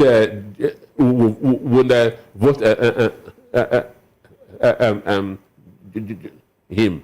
Okay, but there's a school of thought that feels or that says that former President Jonathan, the Nigeria he left in 2015 is not the same Nigeria that it is today. That Nigeria is, I don't want to use the word worse, but you understand what I mean. That Nigeria, what is on ground, it's bigger than him, in quotes, that he shouldn't even get himself involved in politics or in Nigerian politics. They messed up what he built. That's the only thing. They messed up what he built. They used the propaganda threat of insecurity with Obama to chase him out. Understand? But now Donald Trump will chase Tinubu out. Okay, so back still on Carlo's statement. One of the things he said was that Nnamdi Kanu, about the issue of Nnamdi Kanu, he said that he urges backdoor diplomacy and respect for the courts. He's saying that this matter is still in court, that that with Nigerians or the South, everybody who is agitating should be calm. What do you think? What's your take on this current legal and political approach to resolving Kanu's detention? The issue is most of these politicians from South are afraid of are afraid of Nnamdi Kanu. Because Nnamdi Kanu is in control of the youth in the southeast. Nnamdi Kanu is in control of the youth in the southeast. Where Nnamdi Kanu tell the youth to go, that is where they will go. So they don't want him to come out. Many people have gone to many people like Mbazduke Amechi, who was 90 something years old, and went to Buhari to beg him to release Nnamdi Kanu. Let Nnamdi Kanu be of the favor that Buhari would do to him. That he wants to see Nnamdi Kanu before he died. Mbazduke Amechi has died without Buhari releasing Nnamdi Kanu. And then I said that those who are punishing Nnamdi Kanu today, that Nnamdi Kanu would outlive them. I still stand on that statement. Those who are persecuting Nnamdi Kanu would outlive them. Those who want Nnamdi Kanu to be extinguished will see Nnamdi Kanu distinguished. Both Southeast politicians, Southwest politicians, and others. Okay. Thank you very much. Still on the issue of the former president Goodluck Jonathan becoming the next presidential candidate in 2027 general elections, the PDP Northern Support Group has declared unwavering support for former President Goodluck Jonathan to become the party's presidential candidate in the 2027 general elections. In a communique released after its 8th meeting in Kebbi State, the group praised the efforts of the party's acting national chairman, Iliya Umar Damagum, and called for full mobilization to ensure Jonathan's return, describing him as a symbol of unity, peace, and national progress. The group dismissed any legal doubts about Jonathan's eligibility to run again, stating that the issue had already been settled and should no longer serve as a political distraction. It also expressed strong concern over internal sabotage within the PDP, accusing some National Working Committee members and party elders of undermining the party's unity, allegedly in collaboration with the ruling APC and Minister Nyesom Wike, whom they accused of causing division for personal gain. In closing, the Northern Support Group urged the PDP leadership to take decisive disciplinary actions against disloyal members and called for a united front to rebuild the party's grassroots strength, especially across the North. The group reaffirmed its commitment to restoring the PDP's credibility and returning it to power in 2027 under the leadership of Goodluck Jonathan. So, first, one of the things that this Northern PDP group said is the PDP should stand and, of course, do the needful when it comes to meting out punishment to those who are dividing the party. Or what do you think about that? What do you think? Why is it that the PDP hasn't done anything hasn't done anything about Nyesom Wike? Why do you think so? Because the acting national chairman is working for the ruling party. Their national chairman is working for the ruling party. A lot of the people who are in current PDP now are taking instruction from Aso Rock. So even what is name, the governor of Oyo State, Sheyi Makinde, all of them are Tinubu boys. So that's why I say those northerners in PDP should join ADC because they are wasting their time in PDP. Okay. They are wasting their time in PDP.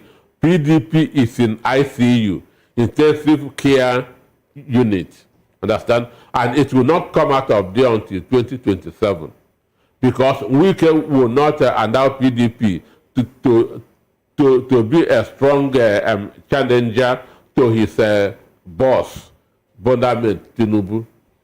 That's why I say anybody who wants to run for the president should join the coalition and not PDP. Okay, are you trying to, with what you've said, are you saying that this endorsement by the Northern Group does not in any way, cannot change the internal dynamics of the party ahead of 2027? Nelson Wike is still in PDP. Understand? What is the Sheima Kinde is still in PDP. And these people are working against PDP. And these are also the financiers of PDP. So they will not want any strong candidate that will challenge Tinubu. They will not want a competitive candidate from PDP. So for me, even if Jonathan wants to contest, he should go to ADC. Just like P2B contesting under LP will be a waste of time. Okay. Okay, so you're saying that if former President Jonathan wants to run, he should go to the ADC. Do you really see him? Do you really see that coming? Do you really see that coming into play? Well, no, I don't. Okay, so you don't see that coming into play, but you feel that if former President Jonathan wants to run, he should go to the ADC. I say if he wants to run, but he's not going to run. So if he's not going to, because really, he has actually not come out to say anything about it. He has not come out to say it. But why is it that people some of those people keep coming up to talk about him? Why can't they just allow him rest? No, some people want to create suspicion in the coalition, in the ADC, because they know that there's nobody of substance in PDP. So they are now using Jonathan's name and P2B's name as star boys to resurrect PDP, that Jonathan is coming to PDP. That Jonathan is coming to PDP, that they are weighing P2B to PDP, as a kind of using them to resurrect the party. So to stop those who want to defect to ADC, not to defect, that PDP is coming back stronger, which is not true. PDP is in ICU. PDP is a broken down bus that will not be repaired till 2027. So are you saying that the PDP cannot, there's nothing the PDP can do, there are no steps the PDP can do to rebuild trust and unity internally if, of course, if it decides to stand as an opposition, which it is, and reclaim 2027? PDP is not an opposition. PDP now has two factions, and the two factions are working for the APC. The Sheima Kinde faction is working for Tinubu. The Nelson Wike faction is working for Tinubu. Understand? So PDP is not in the opposition. Those who are in the opposition in PDP have left and joined the ADC. Okay. So I want to ask this. Do party declarations and endorsements, we've seen most of these endorsements come up.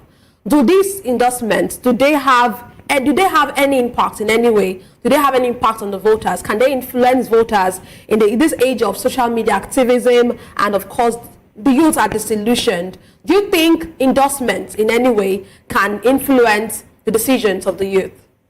Well, it depends on who is endorsing who.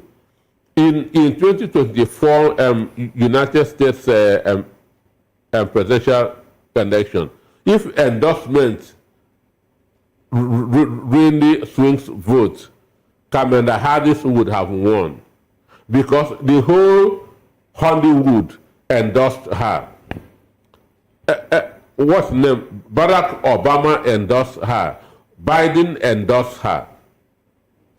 Understand? So people are thinking of the state of their economy, the state of their welfare. Understand? So, an instance, if Davido, who is very popular now, comes and endorses candidate A. He is feeling well. You that is to vote, you know that the video is not feeling what you are feeling. So you should be thinking of who will make my life better. Understand? So endorsement does not necessarily work. Just like a large turnout during campaigns does not determine who wins the election. That 1 million people attend your rally does not mean that you are going to win an election, because there are so many things that bring out people to a campaign. Understand? So rally, large turnout does not indicate a candidate that is going to win. Endorsement also, even most of the endorsements are even paid for. Okay. Let's go back to some of the accusations of sabotage and double loyalty within the PDP. You mentioned some of them, particularly those directed at members of the National Working Committee and, of course, Minister Nyesom Wike. Sometimes you get to hear people like some of the political actors in PDP, like Bode George, come out to say that PDP is, you know, he believes so much in PDP. But why is it that they have not been able to really rally themselves around and do the needful to ensure that the party gets back to what it used to be? Excuse me. When every good politics starts from the word. Politics does not start at the center. It starts at the wall. And to know that you are influential in your word, you must win. You must deliver your word. But the judge has never delivered his word to PDP. So he is just existing on the pages of the newspaper and on television screen. So if you love PDP so much, go back and deliver your word to PDP. He has never done that. So for me, he is one of those that are sabotaging PDP. Okay. Finally, before we go, I would want you to, what's your final thought on all of these issues that we have discussed today? Well, on the issue of the new INEC chairman, for me, he is still a suspect until he proves otherwise. Whatever CV he has, CV does not show integrity.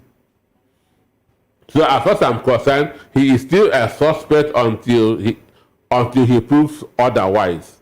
Then on the issue of Ojo Zokando and P2B, comparing P2B and Ojo Zokando is like comparing man and God. P2B being God and Ojo Zokando being man. So there's no contest at all between Ojo Zokando and P2B. P2B's ways are higher than Ojo Zokando's ways, and P2B's thoughts are higher than Ojo Zokando's thoughts. Then on the issue of a PDP, for me, PDP is in ICU. I will not get out of there until 2027 election is over. Thank you very much, Dr. Peter Nosike, for your submissions tonight. That's all for today's episode of The Issues. We looked at the new INEC leadership under Professor Amupitan, Carlos' political assertions ahead of 2027, and the growing momentum behind Goodluck Jonathan's possible comeback. These stories offer a glimpse into the tensions, calculations, and realignments defining Nigeria's political future. Thank you for watching. Remember to follow us on social media for more updates and analysis. Until next time, stay engaged, stay critical, and stay informed. I am Nenna Ndomdioto. This has been The Issues on Voice of the People Television, where the future faces forward.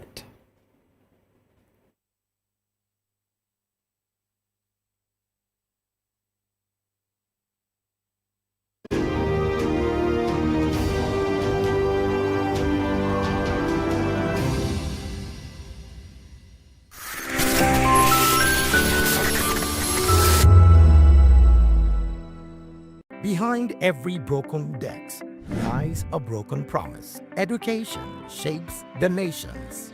But who is asking the right questions?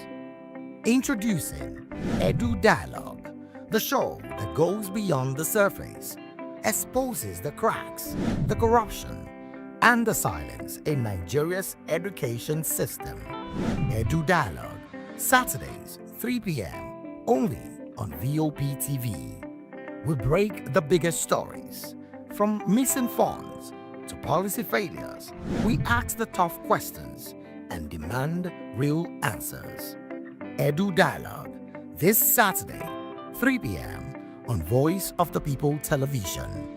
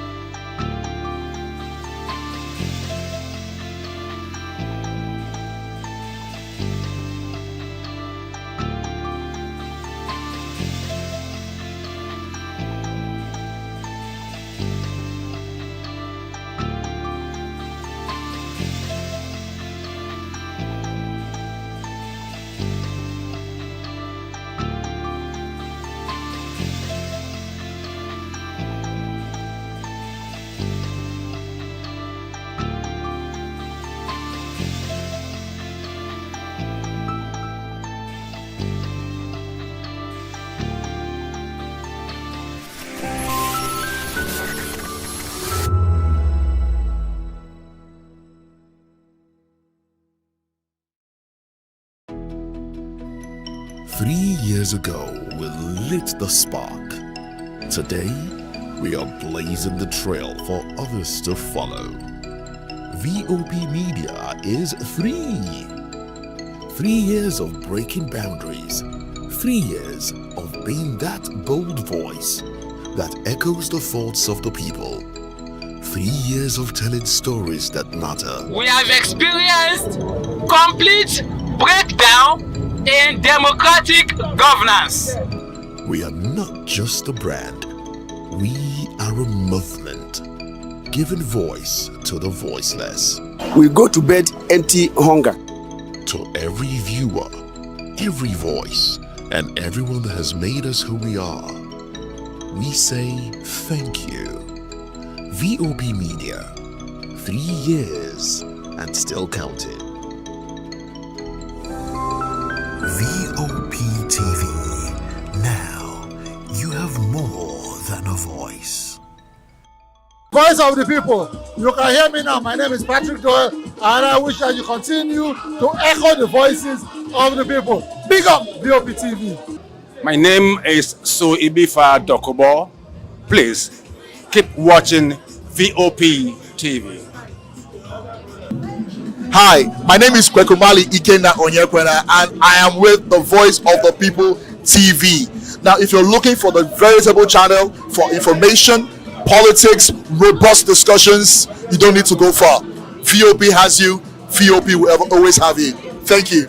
Hi, my name is Patrick Diabwa, aka Ibanichuka, Amayanabo the Eagle King, and you are watching VOP TV. Stay with us. In a world where power shifts with every headline. In a nation full of questions. In a world filled with noise, the truth needs the voice. The policies that shapes our world and the economy that determines our future. Every hour, every day, the grapevine keeps buzzing.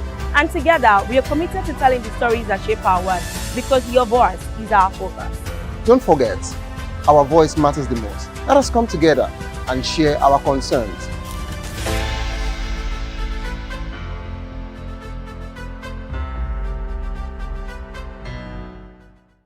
We encourage you to click on the like button and subscribe to our YouTube channel. We are Voice of the People TV. Also follow us on all our social media platforms. We are at VOP TV Live. Visit our website www.vop.ng for fresh and trending news. Also watch us live on SLTV channel 264. VOP TV, Voice of the People Television. Ready for the extraordinary? Something big is happening on your screen. Introducing VOP TV. Now streaming on SLTV channel 264. From breaking news to captivating conversations, news analysis, giving you all sides to the story. We break in-depth discussions on the issues that matter, from politics to sports, entertainment, and lifestyle. VOP TV on SLTV channel 264. Join us as we redefine what television means to you. Voice of the People Television, VOP TV. Now you have more than a voice.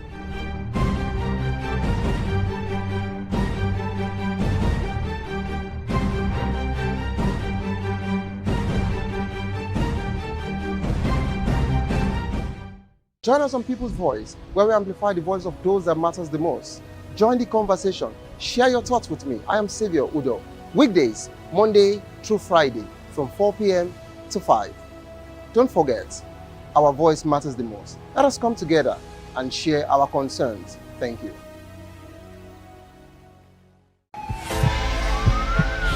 This is Health Check, your weekly guide to better living, smarter choices, and trusted answers. From everyday wellness to urgent health issues, we've got you covered. Health Check, only on Voice of the People Television, where your health has a voice.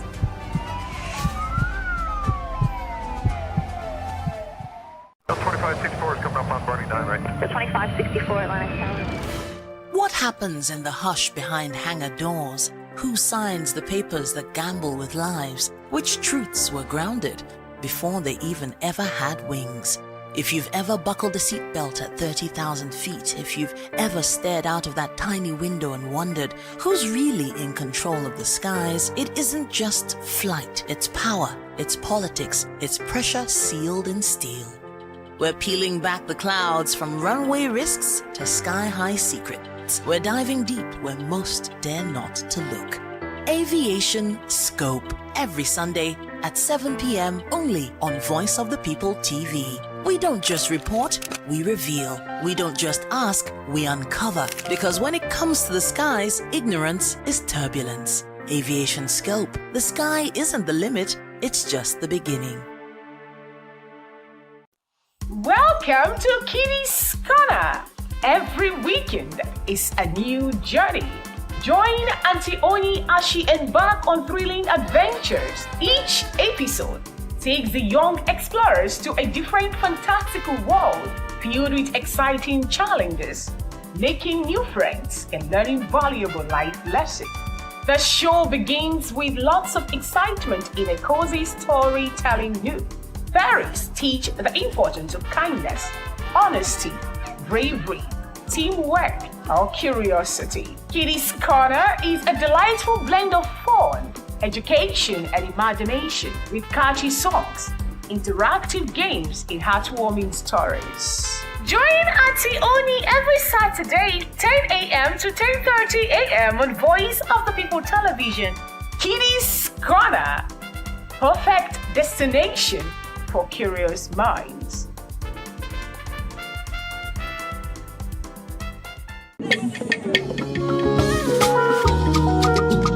Voice of the People Television awuchiela o onye nụ ya ka ọrụ ibe ya. Ị chọrọ ịmata akụkọ ndị gbara n'akwụkwọ akụkọ dị iche iche n'ala anyị kwa ụbọchị. Ị chọrọ ịmata ka o si afịatụ na ndọrọndọrọ ọchịchị, agụmakwụkwọ, azụmahịa, ime njem, ọbụla dị egwuregwu. Ngwa sonyere anyị n'oge ndị Igbo na Voice of the People Television. Anyị nwere ndị ọbịa bụ ọkachamara, bụkwa ndị ga-enye aka tapịa isiokwu ndị anyị jiri bịa kwa ụbọchị. Anyị ga-eji ka o siri gbaa n'akwụkwọ akụkọ dị iche iche wee malite tupu anyị akọzie n'uju n'ubi onye anyị bịara na nke ya. Ịgbamụrụ nzem ọzọ kedukosi aga ya gaziere onye ukwu ma gaziere onye nta. Mkparịta ụka tọrọ atọ ka anyị ga-ewetara gị bụkwa nke ga-eme ka ịmata ka ihe si aga n'ala anyị bụ Naịjirịa ọbụla dị na mba ofesi. Oge ndị Igbo na Voice of the People Television ga na-abịara gị site n'ụbọchị Mọnde ruo Fraịde na SLTV Channel 264. Ekwekwala ka akọrọ gị ya akọrọ. Chetakwa na ọ bụ na SLTV Channel 264 ka ị ga-ekiri Voice of the People Television. Voice of the People Television, ugbu a ị nwere karịa olu.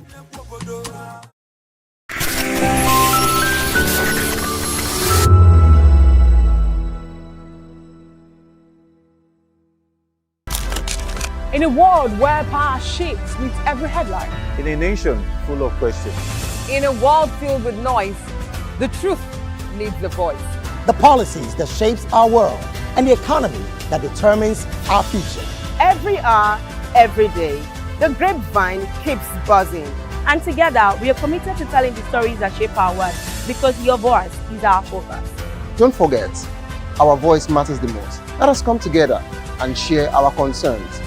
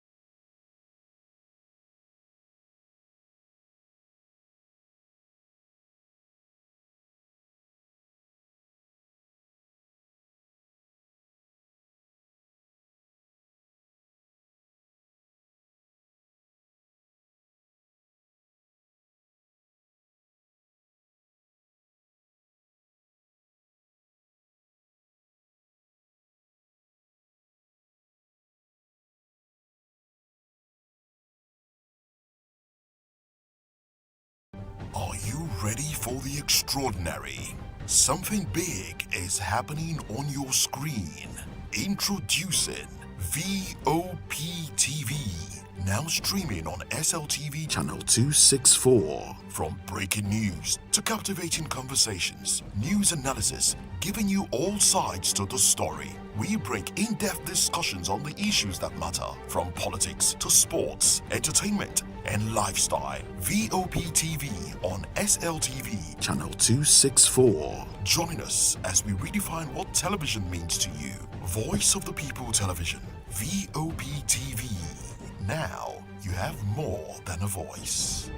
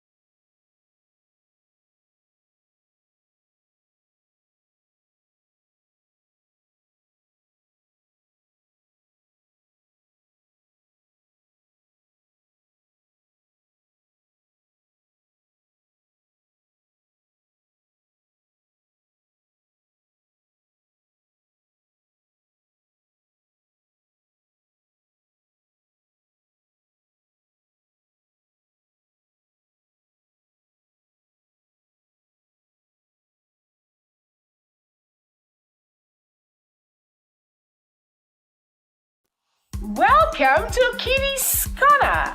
Every weekend is a new journey. Join Auntie Oni as she embarks on thrilling adventures. Each episode takes the young explorers to a different fantastical world filled with exciting challenges, making new friends and learning valuable life lessons. The show begins with lots of excitement in a cozy storytelling mood. Fairies teach the importance of kindness, honesty, bravery, teamwork, or curiosity. Kitty's Corner is a delightful blend of fun, education, and imagination with catchy songs, interactive games, and heartwarming stories. Join Auntie Oni every Saturday, 10 a.m. to 10:30 a.m. on Voice of the People Television. Kitty's Corner, perfect destination for curious minds.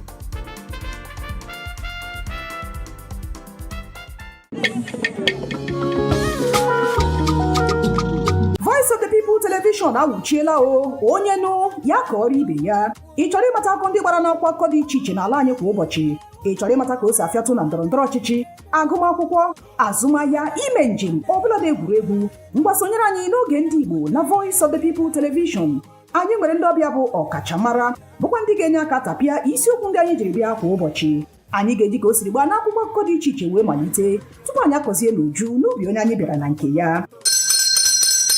Ịgbamụrụ nzem ọzọ kedụkosi ya gazere onye ukwu ma gazere onye nta. Mkparịta ụka tọrọ atọ ka anyị ga-ewetara gị bụkwa nke ga-eme ka ịmata ka ihe si aga n'ala anyị bụ Naịjirịa ọbụladị na mba ofesi. Oge ndị Igbo na Voice of the People Television ga na-abịara gị site n'ụbọchị Mọnde ruo Fraịde na SLTV Channel 2.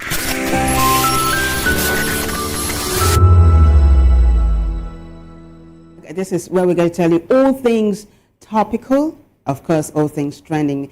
My name is Vivian Oguche, and I'm so glad to have you join us today. Today promises to be an exciting edition, right? So just tighten your seatbelt. Of course, I'm not flying this plane solo. I got my co-anchor here, Ikechukwu Agu. Hi, Ikechukwu. Yes, how are we doing? All right. All right, guys, we have a very special guest joining us today. He is Aki Malaolu. He is the leader, Yoruba Ronu Leadership Forum. And gosh, sir, I am so glad that you could make time to join us on such a short notice. Welcome aboard, sir.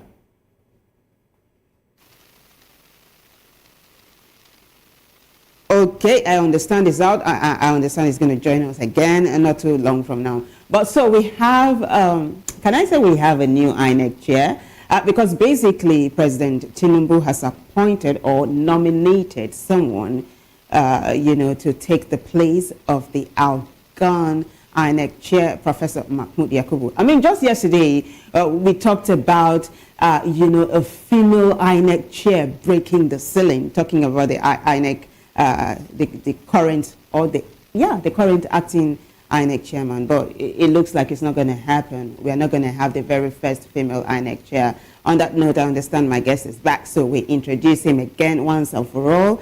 Aki Malaolu, leader, Yoruba Ronu Leadership Forum. Sir, thank you for coming aboard. Can you hear us?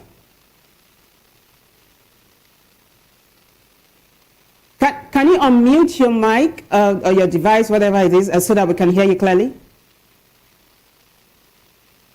All right, I think we're having some technical problems. We'll see how we'll sort that out, and then we'll get him to talk to us, because I am waiting with bated breath. So, okay. Sir, can you hear us? Yes. Aha, I am so glad. You're welcome aboard, sir. Thank you very much. All right. In absentia, I introduced you already with so much gusto and all of that. But let's get this show running, right? I hope you're ready to do this. All right, so President Tinubu has nominated a professor to take the place of another professor who handled the electoral umpire, 2 terms. Now, I'm just going to do a little reading for you just to give you context. The National Council of State has approved the nomination of Professor Joash Ojo Amupitan. He is a senior advocate of Nigeria from the North Central region, Kogi State precisely, as a new chairman of the Independent National Electoral Commission. President Bola Ahmed Tinubu presented the new INEC chair's name to fill the vacant position following Professor Mahmoud Yakubu's exit.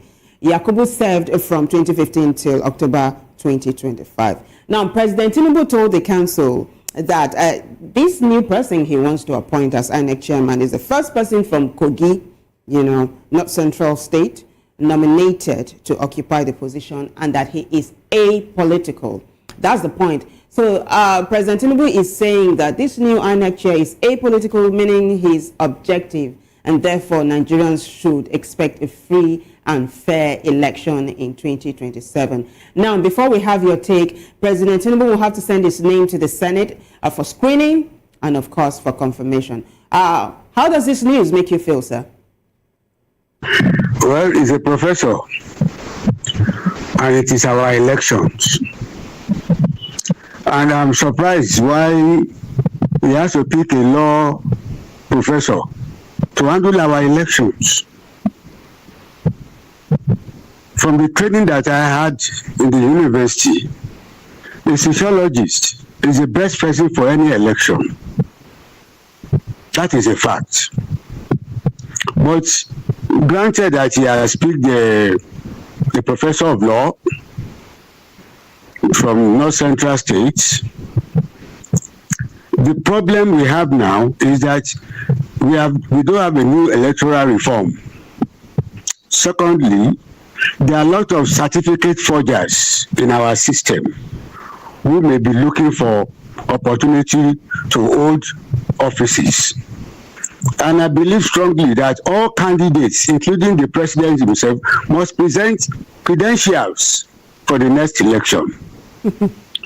So how credible will be his nominee when we know the crisis we all went through after he succeeded in his own election as the elected president of the Federal Republic of Nigeria?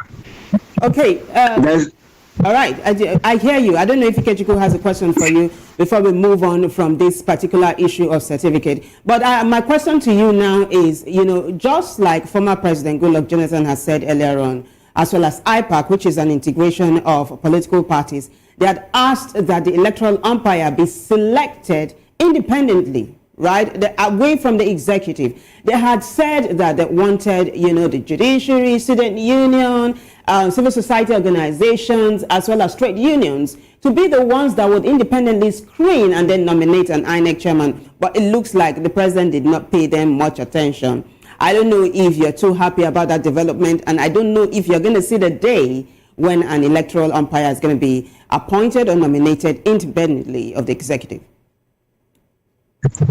By virtue of Tinubu's style of managing affairs of the country, he's not going to listen to such advice. He is a man that enjoys power. And with the baggage, the crisis of hardship, mismanagement of the economy and everything, and the propaganda and the fact that he wants a second term, he's not going to listen to anybody. And I've told you, in any election, the weapons must be fair and decent all through. How far Amupitan could go, I don't know. But the point is, nobody should try to trigger crisis by way of rigging an election. Because the president himself said anybody with forged certificates should be investigated and dealt with. So I want to ask one question. What certificates would our leaders bring?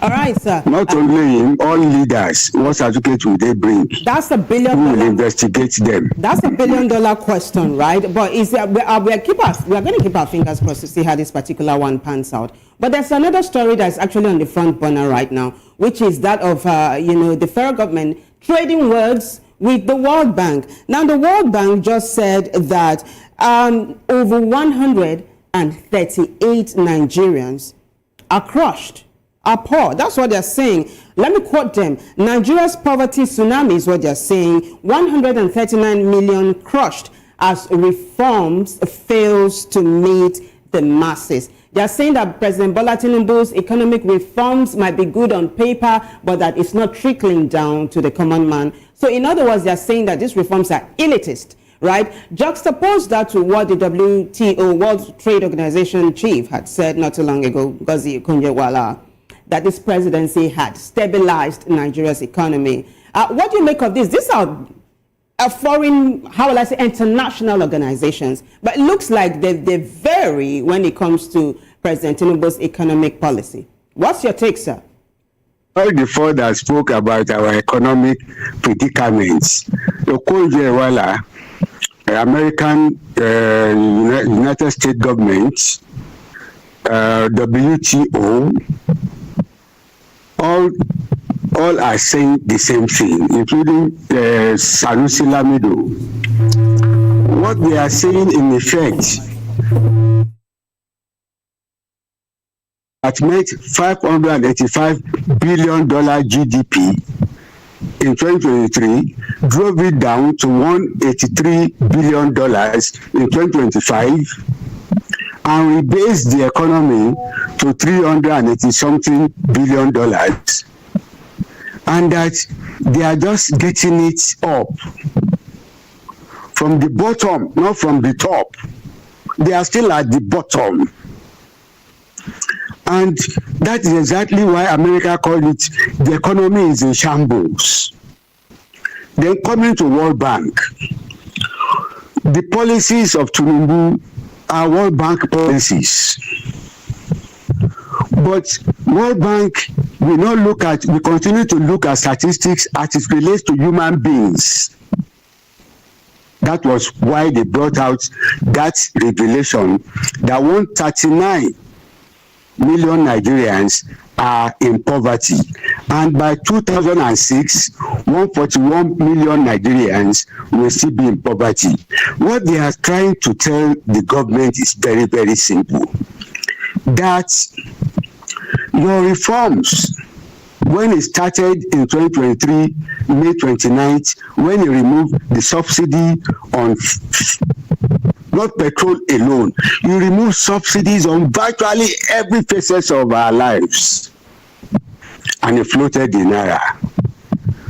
And I keep saying it, no country in the world will have no preferences for its economy, even if you are going to embrace market forces to take charge. American governments, they have preferences.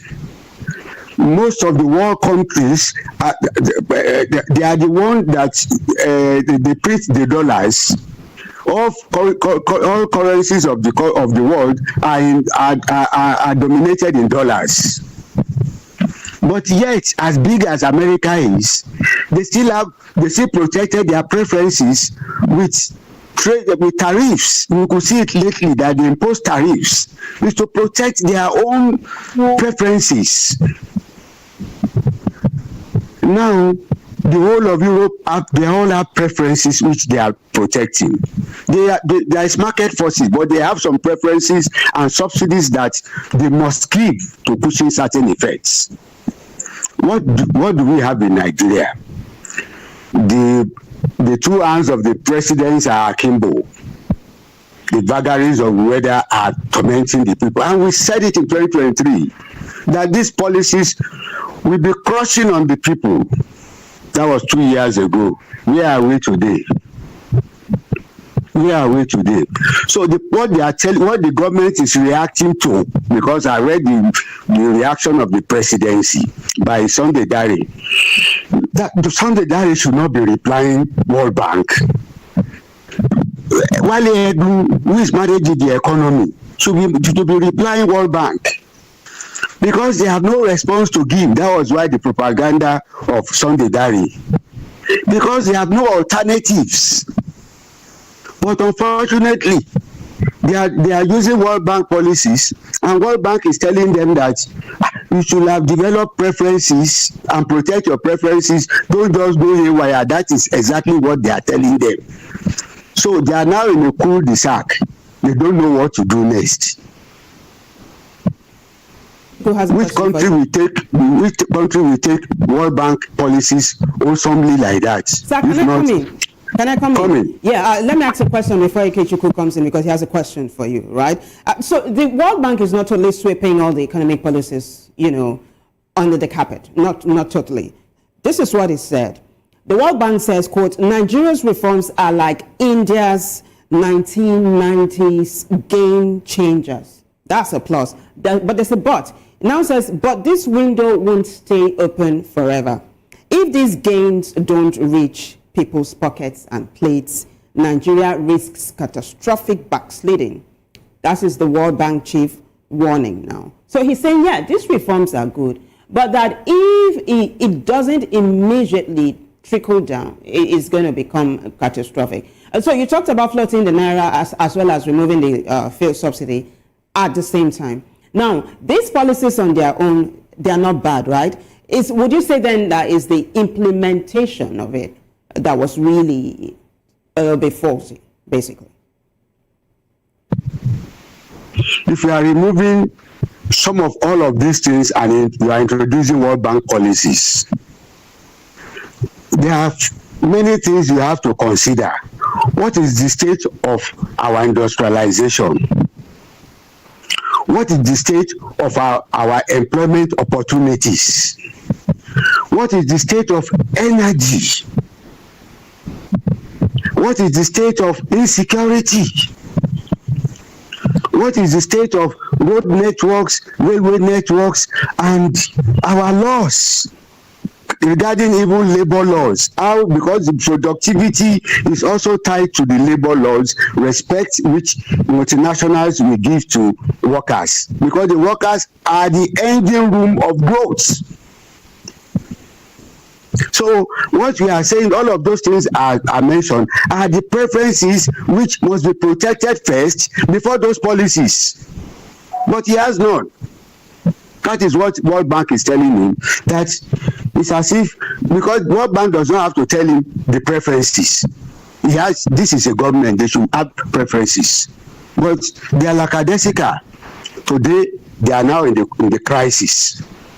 2026, it will get to 140 something. Are we still going to be releasing statistics different from the standard of living that has been destroyed? He has destroyed the standard of living of the Nigerian people completely. That is the mess he has created for himself. It is not Sunday Dare that should be answering back World Bank. It should be Wale Edu. They know the crisis they have created. Wale Edu can't talk. So it's unfortunate. Okay, Chukwu, I'm waiting for your own answer with your own question. Ike Chukwu, actually. So given the position we find ourselves already, I mean, I listened to Vivian ask you this question and how you actually responded to them. We are already in a fix at this point. It's all about getting out of the situation. Now, looking at our current reality, what are the first steps that the president or the current administration should take to start assuaging, the tension and the heat of the economy on the average Nigerian? Number one, we should create education trust funds. That education trust fund will yield one thing: free education, even at the tertiary level.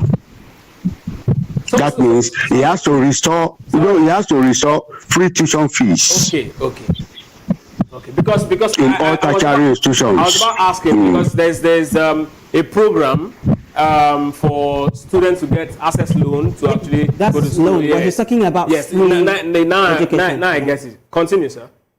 You should scrap his loan for tertiary institutions. Okay. His loan should be for PG students. Let him set up an endowment fund for education and fund the university through free tuition fees. We need to educate our population. We need to educate our people to have more quality manpower. All the loans given to the students, lately we have just received the news that universities are going to increase the school fees. Will government increase the budget for loan and give the students the new loan difference, school fees difference on the loan that they paid already? The government has found itself in crisis. Then I've mentioned education. Then agriculture. There should be a preference for that. But he doesn't have any preference. He's been talking of Brazilians coming with machines, all of that, over 2 years.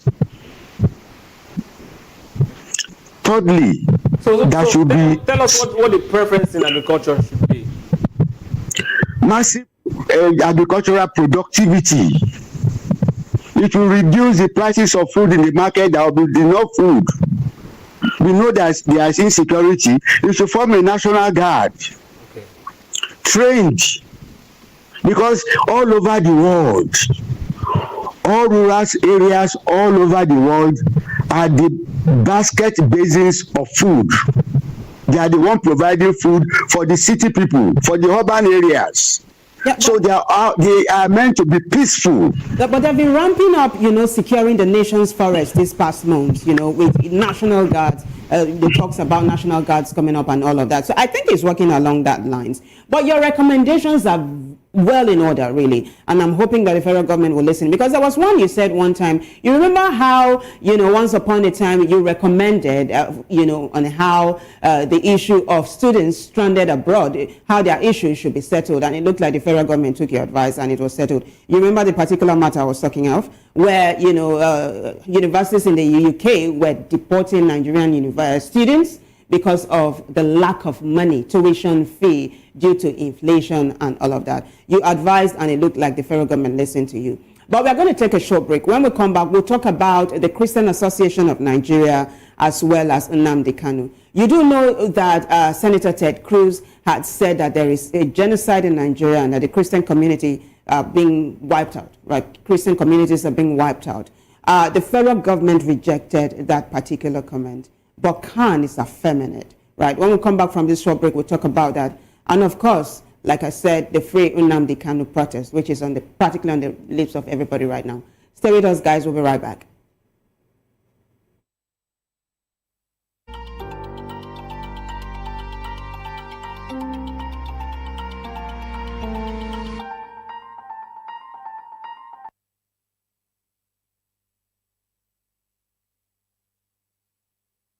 Everybody keep watching Voice of the People. All right? Love you all. Hello, sweetie. What's going on? My name is Kiki. Keep watching VOP TV. Thanks. Hey, guys. What's going on? Olumide Oru, the Fresh Prince of Lagos here, and this is VOP TV, guys. Hello, guys. I want you to please keep on watching VOP TV. Ladies and gentlemen, my name is Hafiz Oyetoro. Please keep watching VOP TV. Shout out to VOP TV. Very big shout out to the fans and lovers of VOP TV. My name is Tayo Faduro. I'm an actor that you are going to live to love. Keep watching. Cheers. Hi, everyone. So, shout out to VOP TV.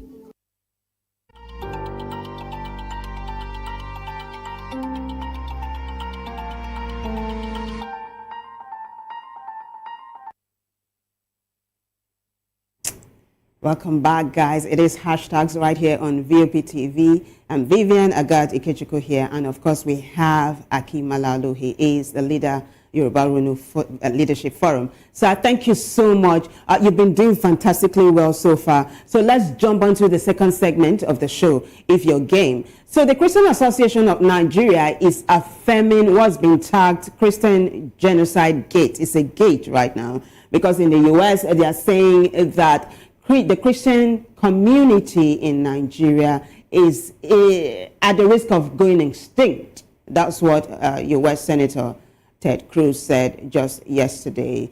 The federal government has rejected it. The House of Representatives has rejected it. A faction of the Christian Association of Nigeria had said, well, it's not just the Christians as well, the Christians, but the Muslims as well are being, killed. But then, shortly after the statement was made by a faction of Khan or a section of the Christian Association of Nigeria, the president decided to come out categorically to say that, no, we are affirming the comments of the U.S. Senator Ted Cruz, that Christians are indeed being killed and that the government should not just reduce Christians being killed to statistics, but that they should ensure that things are done with immediate effect, because delay and denial at this point is very dangerous. Sir, what's your take? First and foremost, let us go into encapsulated history.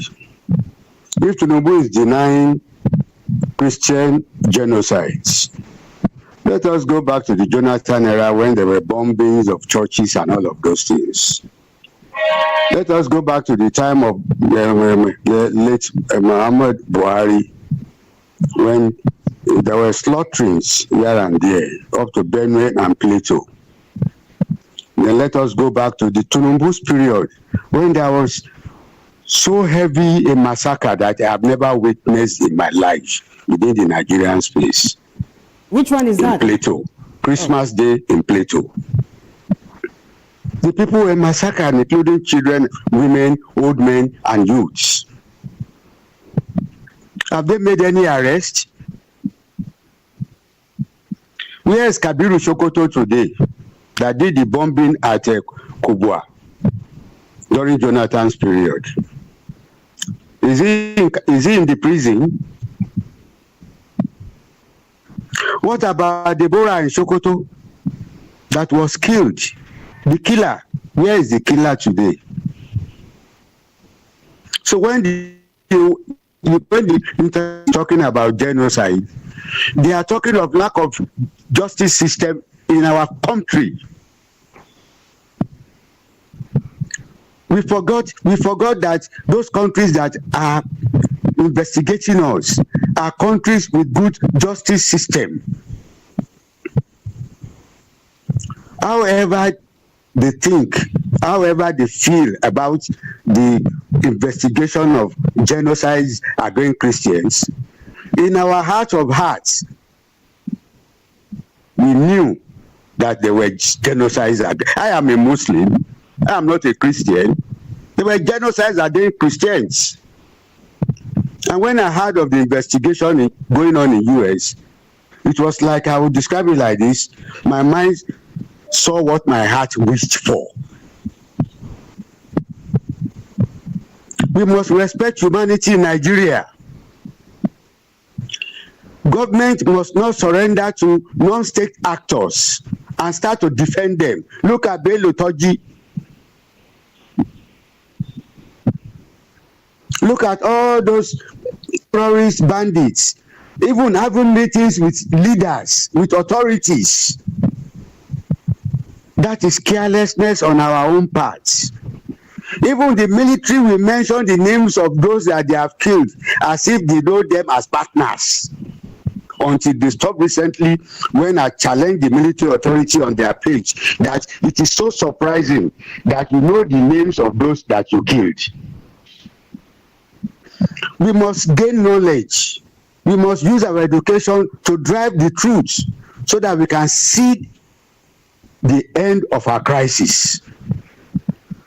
It is because of the lack of justice system. That was why we are being investigated. If we have investigated the killers, would there be genocide investigation in US? There will not be. So let me come in here. In the statement that INEC put out, CAN, the Christian Association of Nigeria, put out, itemized, we have 1, 2, 3 up to 6. I just want to read 5 and 6 to you. Now, this is what CAN, the Christian Association of Nigeria, is saying, that they're acknowledging the efforts of government and security agencies in responding to the nation's security challenges, but they're urging that these efforts be redoubled towards equitable production. If you can have the logo of CAN on the screen, so that these efforts are redoubled toward equitable protection for all.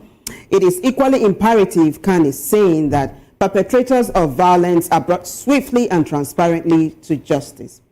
CAN is also saying that, quote, we appeal to all Christian leaders to continue to speak and act with wisdom, unity, and faith, knowing that peace is too fragile to be taken for granted. The last item in the statement says, Nigeria's healing will not come from denial or blame. I want you to take note of that, sir. It says, Nigeria's healing will not come from denial or blame, but from courage, the courage to face our collective failures, to grieve together, and to rebuild trust within our communities. Only then can our nation rise from its wounds and embrace a future of genuine peace. This is signed by Archbishop Daniel Uko, President, Christian Association of Nigeria, CAN. So, sir, it sounds like a reconciliatory tone. They are saying yes, they are affirming what the US has said, that there's a genocide in Nigeria, talking about the killing of Christians, but that they are also acknowledging the efforts of the government. It's only that they are saying that there should be immediacy when it comes to issues of insecurity. Very good. I agree with you. They affirmed it in a sort of way, and they also told the military circle, the citizens, because citizens will always do what are right. Police should be citizens, not just mere police officers. Government officials should become citizens. The president should become a citizen. The House of Reps members should become citizens and look at things properly as citizens, not as a tribe. When we start to do the right thing, I must confess to you, I'm always unhappy when I hear of tribalism and religion. I am a Muslim, but I had education. Education is good, but everyone with his own understanding. My understanding of education and knowledge is what I am using to have conversation with the public. You're also a sociologist, so yeah, you're I'm also a sociologist. You're yes. rightly placed to discuss this. Yeah. Thank you very much. All right. Thank you very much. I think it's a safe place for us to wrap. Except if Ikechukwu wants to ask. I mean, there's just one part of the whole conversation. I mean, yesterday that we talked about it a bit. It's good that you're a Muslim, and you know, Vivian actually pointed something yesterday, and of course she said a little bit about it today again. The fact that the Christian Association of Nigeria has actually affirmed what the United States congressman, you know, said is actually good on one part, but the other part where the federal government is saying, hey, this should not be sectionalized. I mean, I also know that even these bandits that, you know, kill people, they kill both Christians and Muslims, and they also collect wager from farmers, irrespective of the person's religious or sect. So I don't know, to an extent, isn't it right that we cut the federal government some slack as regards, you know, their position that it's actually not, you know, Christian targeted? What is right to say in conclusion is what you have just said a bit, that Nigeria is a sovereign nation, and there's also the head of the sovereign nation, who is the president, and he doubles as the commander-in-chief. We must not allow non-state actors to be killing citizens, whether Christians or Muslims. But if anybody takes his own news abroad, if the Christian community take their news abroad, the international community will listen to their own news. Yeah, and Khan has done that. So the fact that others are keeping quiet is because whether they view themselves as something else, you know, this Fulani domination kind of. All of these things, we should try to indigenize ourselves in this soil of our country. Citizens, I am particularly for peace and prosperity. I can never wear the toga of tribalism or be a religious bigot. It's almost impossible. From my youth to my age of 69. I can never be a religious bigot or a tribal bigot. On that note, remain actualities of Nigeria. Fantastic. On that note, let's introduce the viewer to the last hashtag, which is hashtag Free Nnamdi Kanu. Right? There's a protest that is waiting to happen, led by political activist Omoyele Sowore. You said something that you are not a bigot, right? You're not tribalistic. You are a Nigerian first and foremost. Now, that caught my attention, which is why I want to bring this to your notice as well. So, Omoyele Sowore is saying that Nnamdi Kanu must be freed. Ralph Wazirike is saying that, hey, Nnamdi Kanu must be freed. A section of the Southeast has been beating the drums that, look, it is time to free the leader of the IPOB, the indigenous people of Biafra. Now, sir, what do you say about this protest that's waiting to happen? Should it happen or shouldn't it happen, seeing as it looks that there are ongoing talks between government and Nnamdi Kanu's team? What's your take? Today, Alhaji Atiku Abubakar also made a statement for the release of Kanu.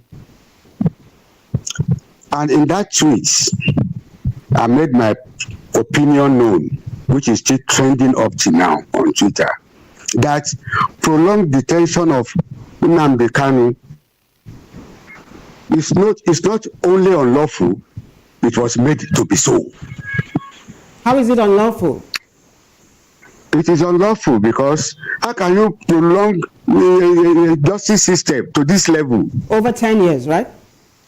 Yes, over, I don't know how many years they have done. When he was brought back from exile, he was captured somehow. No, but during Buhari's period. The whole process, really, yes, right from the very first day till now, is over 10 years now. There was a court decision to free Kanu that he has no case to answer. Why was he not released? You see, I will always tell you, I'm a sociologist first. I believe that there are wounds in our diversity. Nnamdi Kanu is not a terrorist. He's a leader of a separatist movement. The difference should be clear. It's as clear as Coca-Cola and 7-Up. He's a leader of a terrorist movement. And by virtue of being a leader of a separatist movement, the onus is on the government to find out the reason for the agitations. It's different from the banditry. In 1938, there were separatist movements in Sudan in 1938. But in 1945, after the World War ended, this government of Sudan hired a sociologist called Nadar to investigate and provide solutions for the separatist movement. Nadar did the investigation by 1948. He gave them the findings and the solutions. They turned blind eyes to the solutions. Where is Sudan today? 1948 to now, where is Sudan today? Nobody should be marginalized in his own country. Nobody should be marginalized, either power rotation or whatever.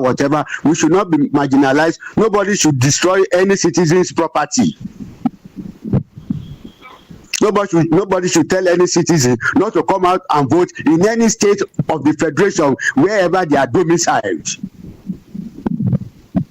Okay, so I hear you, I will support the protest to march against Aso Rock by Wole. Yes, though I'm not in Abuja, if I have my way to go to Abuja, I will join in the protest. Okay. Enough is enough.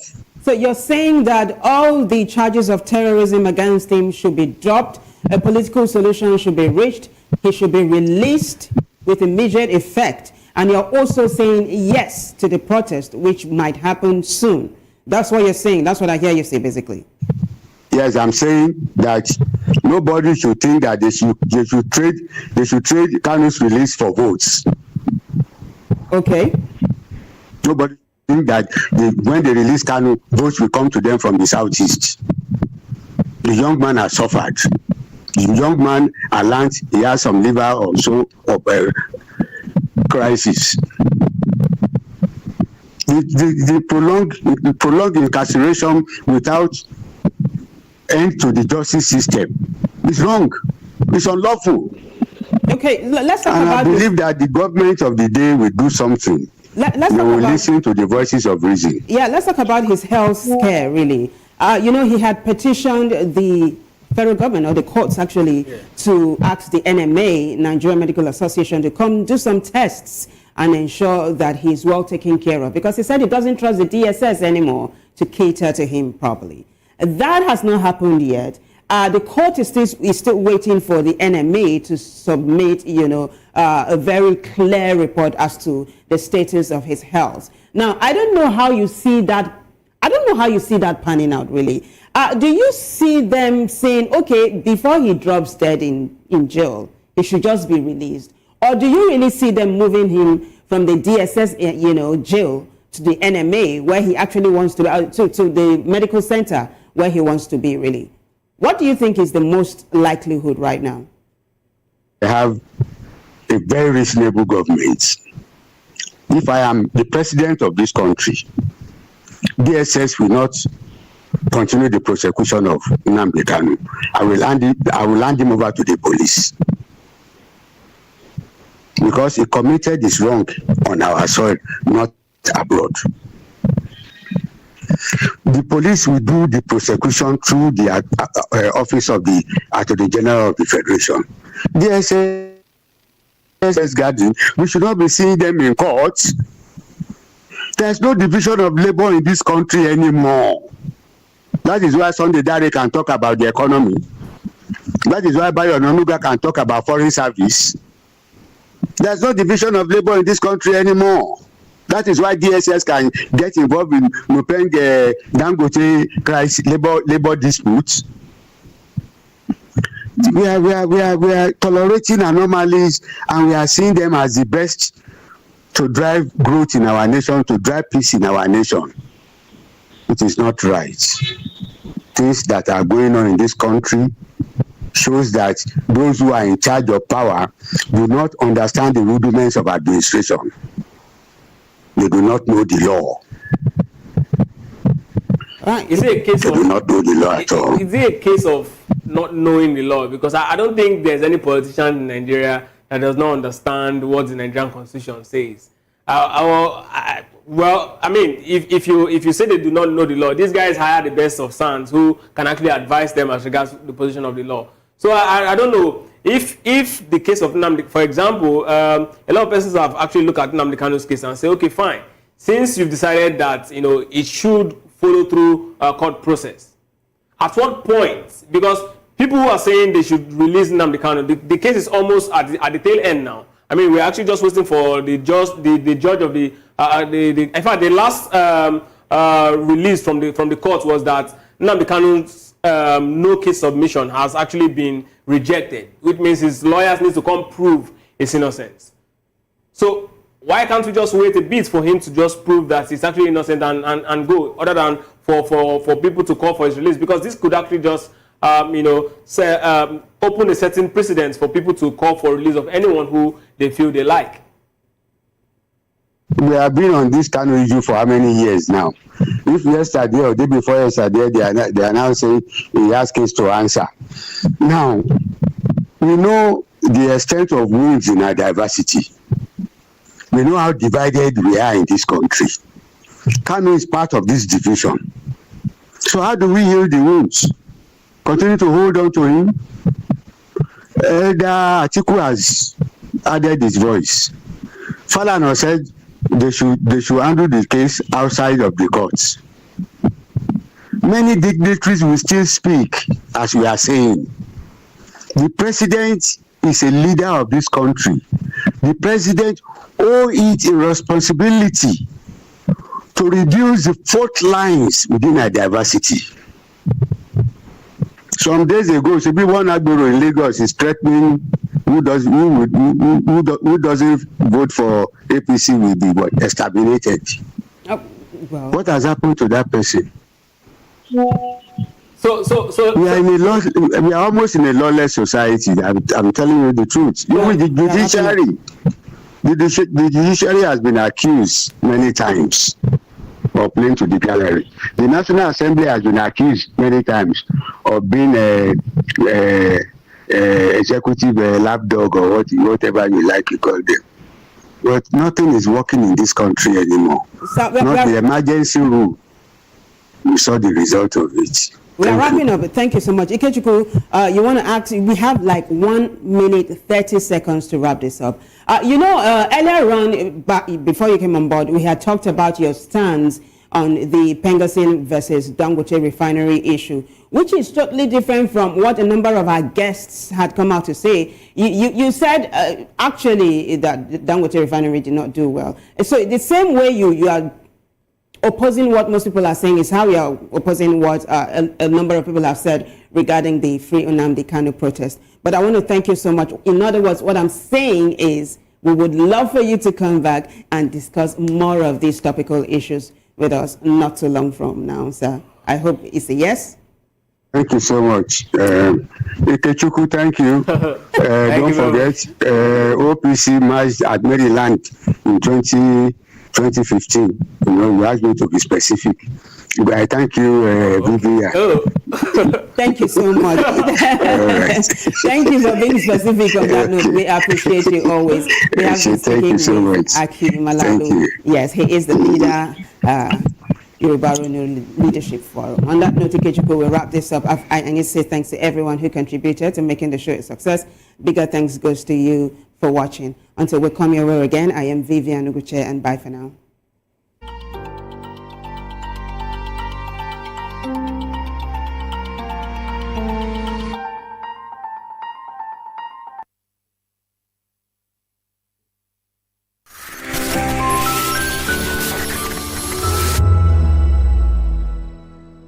Behind every broken desk lies a broken promise. Education shapes the nations. But who is asking the right questions? Introducing Edu Dialogue, the show that goes beyond the surface, exposes the cracks, the corruption, and the silence in Nigeria's education system. Edu Dialogue, Saturdays, 3 p.m., only on VOP TV. We break the biggest stories, from missing funds to policy failures. We ask the tough questions and demand real answers. Edu Dialogue, this Saturday, 3 p.m. on Voice of the People Television. 3 years ago, we lit the spark. Today, we are blazing the trail for others to follow. VOP Media is 3. 3 years of breaking boundaries. 3 years of being that bold voice that echoes the thoughts of the people. 3 years of telling stories that matter. We have experienced complete breakdown in democratic governance. We are not just a brand. We are a movement, giving voice to the voiceless. We go to bed empty hunger. To every viewer, every voice, and everyone that has made us who we are, we say thank you. VOP Media, 3 years and still counting. VOP TV. Now you have more than a voice. Voice of the people. You can hear me now. My name is Patrick Doyle, and I wish that you continue to echo the voices of the people. Big up VOP TV. My name is Soibifa Dokobo. Please keep watching VOP TV. Hi, my name is Kwekumali Ikenda Onyekwena, and I am with the Voice of the People TV. Now, if you're looking for the veritable channel for information, politics, robust discussions, you don't need to go far. VOP has you. VOP will always have you. Thank you.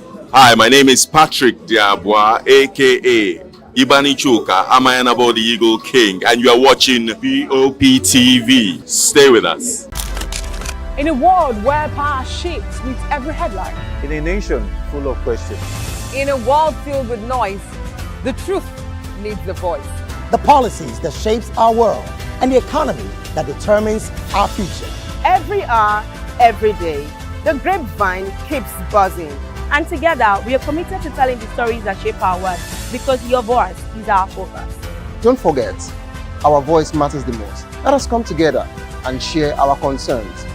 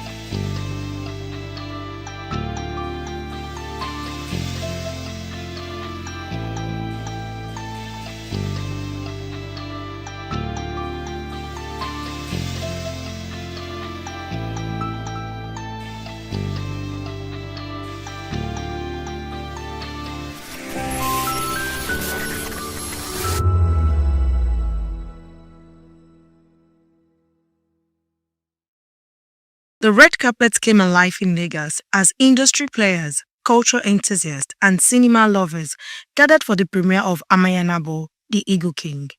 Written and produced by media entrepreneur Betty Irabo and directed by veteran filmmaker Fred Amata.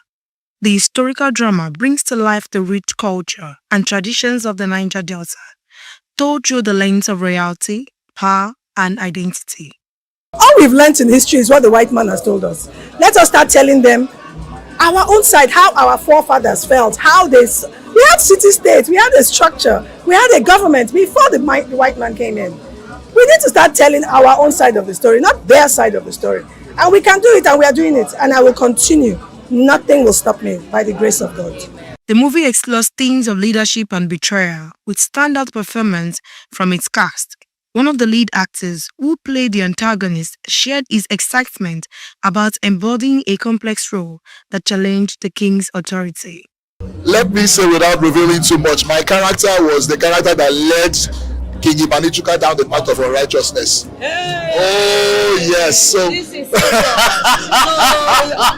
that means you're like a villain in the movie. Well, without revealing too much, I wouldn't say I was a villain. I would say I was a principled person that insisted on sticking to terms. So those terms are now open to interpretation by the audience.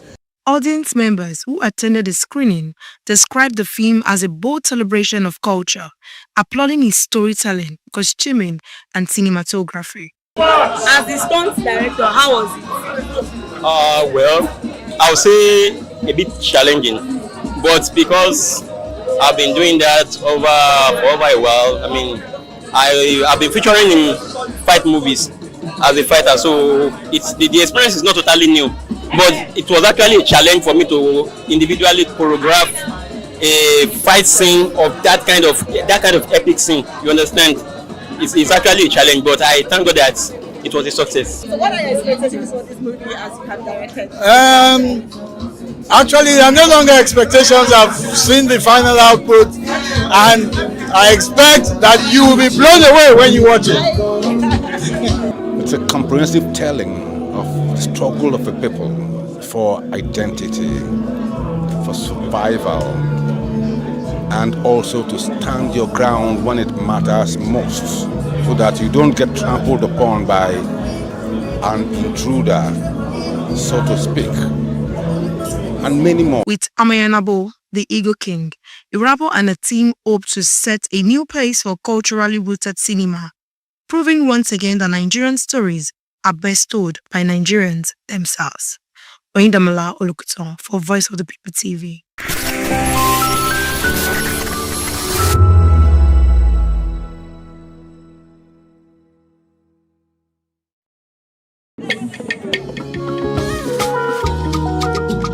Voice of the People Television awuchiela onye nụ ya ka ọrụ ibe ya. Ị chọrọ ịmata akụkọ ndị gbara n'akwụkwọ akụkọ dị iche iche n'ala anyị kwa ụbọchị. Ị chọrọ ịmata ka o si afịatụ na ndọrọndọrọ ọchịchị, agụmakwụkwọ, azụmahịa, ime njem, ọbụla dị egwuregwu. Ngwa sonyere anyị n'oge ndị Igbo na Voice of the People Television.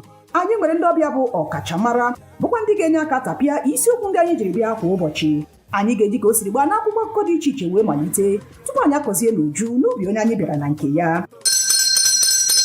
Mkparịta ụka tọrọ atọ ka anyị ga-ewetara gị bụkwa nke ga-eme ka ịmata ka ihe si aga n'ala anyị bụ Naịjirịa ọbụla dị na mba ofesi. Oge ndị Igbo na Voice of the People Television ga na-abịara gị site n'ụbọchị Mọnde ruo Fraịde na SLTV Channel 264. Ekwekwala ka akọrọ gị ya akọrọ. Chetakwa na ọ bụ na SLTV Channel 264 ka ị ga-ekiri Voice of the People Television. Voice of the People Television. Ugbu a iwere karịa olu. Are you ready for the extraordinary? Something big is happening on your screen.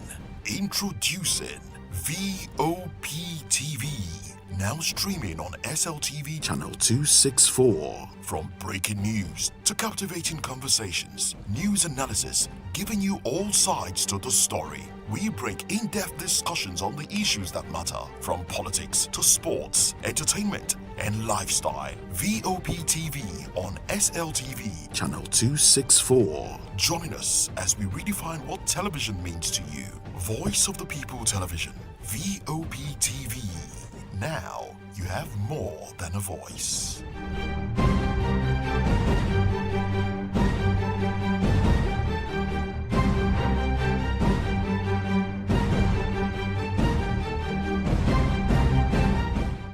Join us on People's Voice, where we amplify the voice of those that matters the most. Join the conversation. Share your thoughts with me. I am Savior Udo. Weekdays, Monday through Friday, from 4 p.m. to 5. Don't forget, our voice matters the most. Let us come together and share our concerns. Thank you. VOP TV. Now, you have more than a voice. We encourage you to click on the like button and subscribe to our YouTube channel. We are Voice of the People TV. Also follow us on all our social media platforms. We are at VOP TV Live. Visit our website www.vop.ng for fresh and trending news. Also watch us live on SLTV channel 264. VOP TV, Voice of the People Television. VOP TV. Now, you have more than a voice.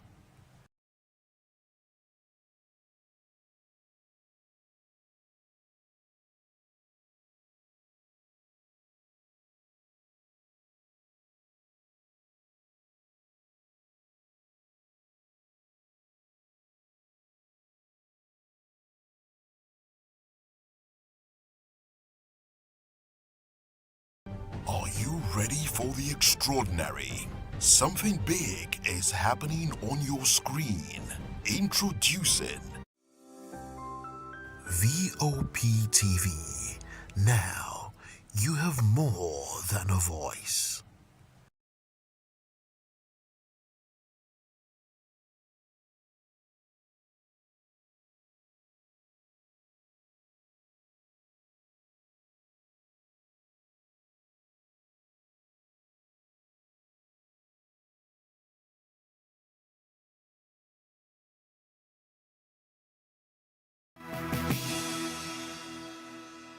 Well, hello and welcome to News Hour on Voice of the People TV. I am Vivian Oguche. And I am Nina Ndomdioto. Before we begin the news, kindly visit our website www.vop.ng for fresh and trending news. Here are the headlines. Council of State approves Amupitan as new INEC Chairman. Also Senate to hold session on Christian genocide claim. Reps probe $18 billion spent on refineries. ADC backs World Bank on Nigeria poverty. SANU, NASU members protest in Abuja. Statesman Christopher Koladi dies at 92. On the foreign scene, Israel, Hamas agree first phase of Gaza's ceasefire deal. Well, in business news, federal government launches template to fight illegal mining. In sports, Super Eagles camp opens December 10. And in the world of entertainment, comedian Frank Donga relocates to Canada.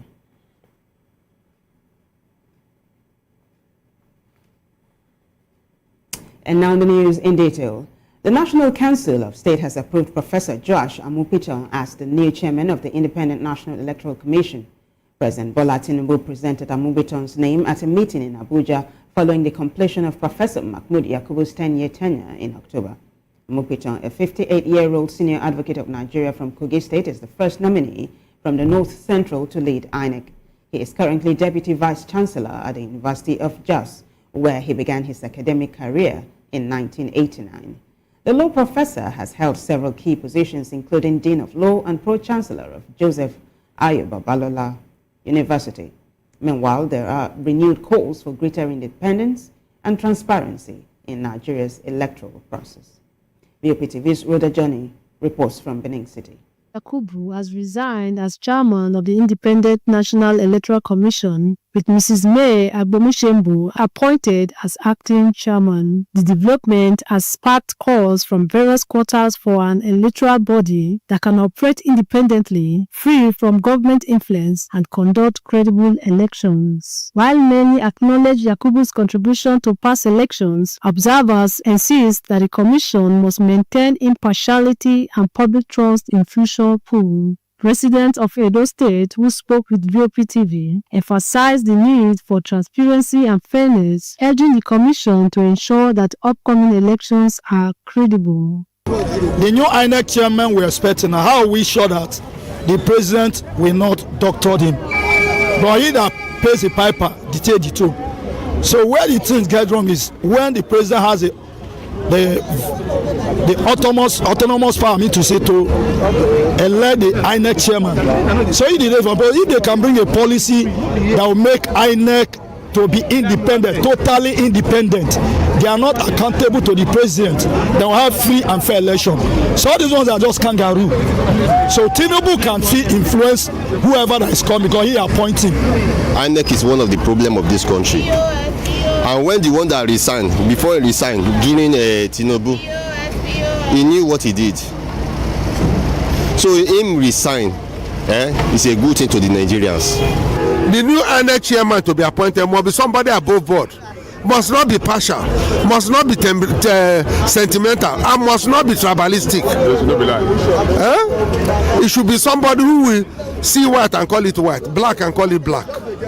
Anything, anywhere he sees that there is error, he should point it out.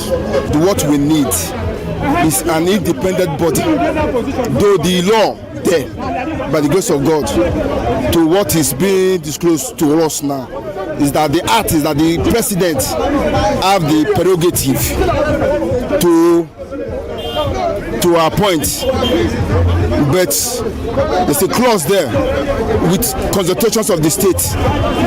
You have to consult the state as that one side, but the truth of the matter is supposed to be an independent body entirely, because this president is also contesting. Citizens hope the leadership change will usher in a more independent and credible electoral commission, reinforcing confidence in upcoming elections. In Benin, Rhoda Johnny, DOP TV News.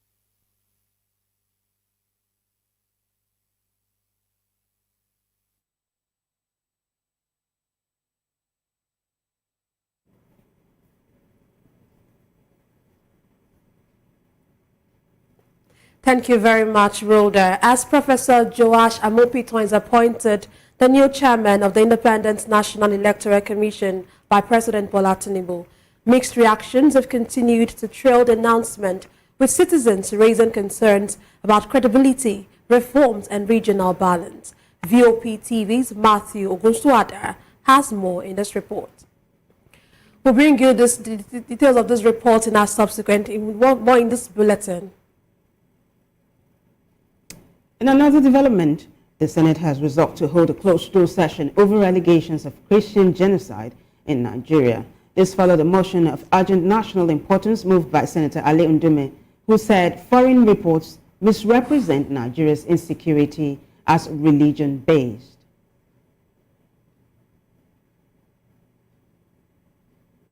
Federation whose unity and stability depends on mutual respect, tolerance, and accurate representation of its national realities. Concerned about the increasing circulation, both domestically and internationally, of the narrative alleging an ongoing Christian genocide in Nigeria, amplified by some advocacy groups, foreign media, and religious networks. Also concerned that such narrative, though often arising from genuine concern, risks oversimplifying Nigeria's security challenges, deepening sectorial suspicion, and creating negative perception of the country in the international community. Note that Nigeria continues to face insurgency, terrorism, banditry, communal violence, and criminal attacks, which have tragically claimed the lives of both Christians and Muslims.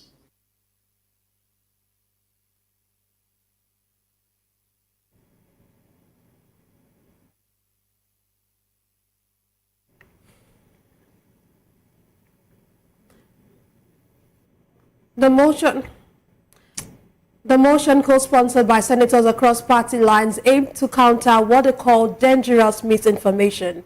Senator Aliyu Wamako described the genocide claim as divisive and misleading. One of the write-ups I have come across in this matter is saying that about 100 churches are banned in Nigeria every month. It's about 3 parties in Nigeria. Unfortunately, where I come from, there's no church that was ever banned.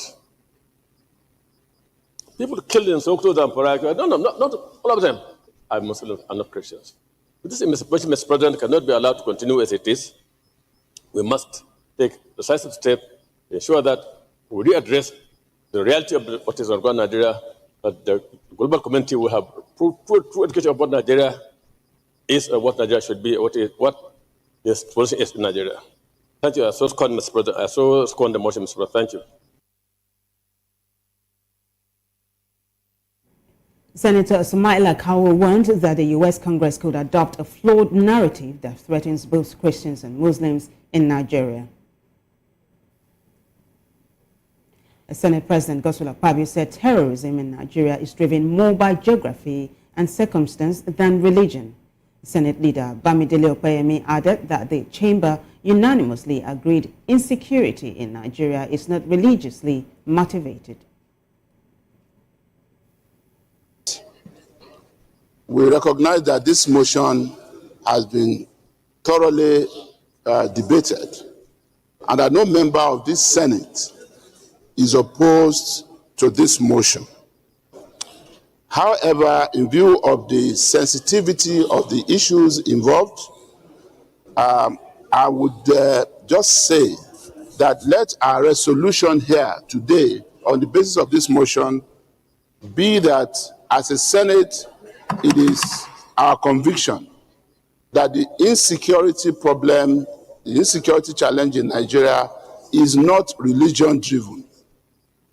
And having said that, as a resolution on the basis of our discussion here, that we will now step down further consideration of this motion, especially the prayers, till the next legislative day, which is Tuesday next week, when we can have our executive session. Well, the motion was adopted by voice vote, with the Senate set to meet in executive session to discuss how to engage international partners and correct global misconceptions. Those in support that this motion is noted and accepted by the Senate, but further legislative actions should be postponed to Tuesday next week, when we can have executive sessions to have a comprehensive discussion on ways and means of responding to the international threats to Nigeria, particularly where insecurity in Nigeria is multifaceted and not only religious-driven, but very complex, so that we can come up with a proper strategy that will not only address the issues, but also clean the image of Nigeria, so that we don't criminalize any particular section or any particular religion. Those in support of this submission say aye. Those against say nay. The ayes have it.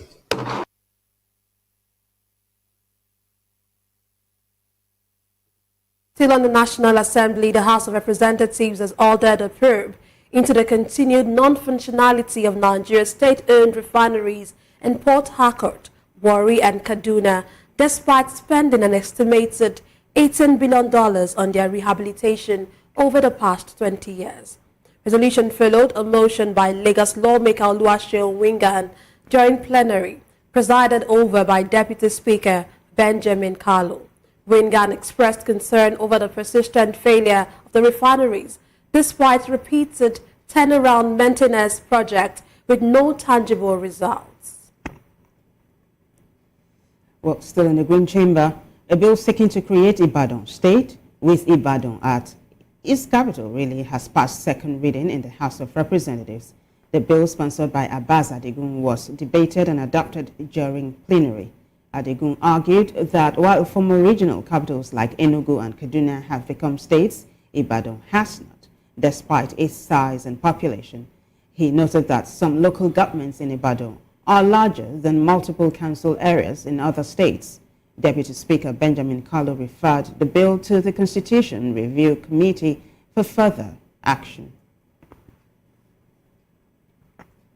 Now to legal matters. The EFCC says a Lagos court has admitted fresh evidence in the ongoing trial of former CBN Governor Godwin Emefiele over an alleged $4.5 billion fraud dollars. In a statement, the commission said Justice Rahman Oshodi of the Special Offences Court in Ikeja made the rulings during proceedings. Emefiele is facing a 19-count charge bordering on alleged corruption, including soliciting and receiving illegal gratifications. Still on a legal note, Justice Marian Anini of the FCT High Court has adjourned the money laundering trial of former Kogi Governor Yahaya Bello to the 12th of November. The adjournment followed the Economic and Financial Crimes Commission calling its sixth witness. At the resumed hearing, the prosecution's fifth witness, Victoria Oluwafemi, a Polaris Bank compliance officer, testified on transactions linked to the case. She revealed that in November 2021, the account in question received a total credit of 450 million naira, with transfers often in multiples of 10 million naira. Moving on to security matters, this report says the National Security Advisor, Nuhu Ribadu, has urged security officials to sustain recent gains in Nigeria's security landscape. Speaking in Abuja at the Federal and State Security Administrators meeting, Ribadu said the administration is committed to tackling insecurity and ensuring peace. He highlighted the new Forest Guards initiative aimed at cleaning up forest reserves used by criminals and reaffirmed the government's resolve to flush out criminal elements nationwide. Ribadu called on participants to provide actionable recommendations to help consolidate security progress. Earlier, Permanent Secretary Mohammed Danjuma said the meeting would address critical national security issues. To other stories now, the African Democratic Congress has backed the World Bank's report showing that 139 million Nigerians now live below the poverty line, up from 81 million in 2019. In a statement, the party accused President Bola Tinubu's administration of worsening living conditions and masking economic failures with misleading statistics. The ADC highlighted that nearly 30 million Nigerians have become ultra-poor, unable to afford basic food, despite spending most of their income on it. They also pointed to soaring food inflation, with the price of rice increasing five-fold in 4 years. The party urged the government to accept the report's findings and focus on food security, job creation, and social protection instead of celebrating revenue figures. Away from that report, members of SANU and NASU have staged a nationwide protest over long-standing issues affecting non-teaching university staff. The Joint Action Committee said the protest was to highlight years of unmet demands and government neglect. At the University of Abuja, SANU Chairman Nuruddin Yusuf described the action as a renewed push for fairness after failed negotiations. Key grievances include the unequal sharing of 50 billion naira in earned allowances and paid salaries from 2022, unremitted deductions and wage arrears. NASU President Makulu Hassan criticized the disbursement formula, saying the unions got just 20%, with some members excluded entirely. While still in the news, the FCT Police Command has arrested 12 suspects linked to the killing of Arise News staffer Somtochukwu Maduagu and a security guard during a robbery in Abuja. The arrests were made by the Scorpion Squad following intelligence from forensics firm Giga Forensics. Maduagu, an anchor and producer with Arise News, died during a home invasion in Gishiri, Kantankwe district on the 29th of September. Police say she fell from the third floor while trying to escape, refuting earlier reports that she was shot. The estate's security guard, Barnabas Dunlamy, was also killed in the attack. Joining us virtually to analyze the news hour is Francis Chilaka, a political analyst and public affairs commentator. Welcome, Chilaka. Thank you.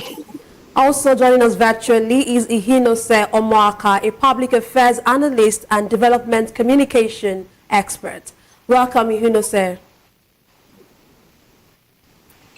Thank you very much.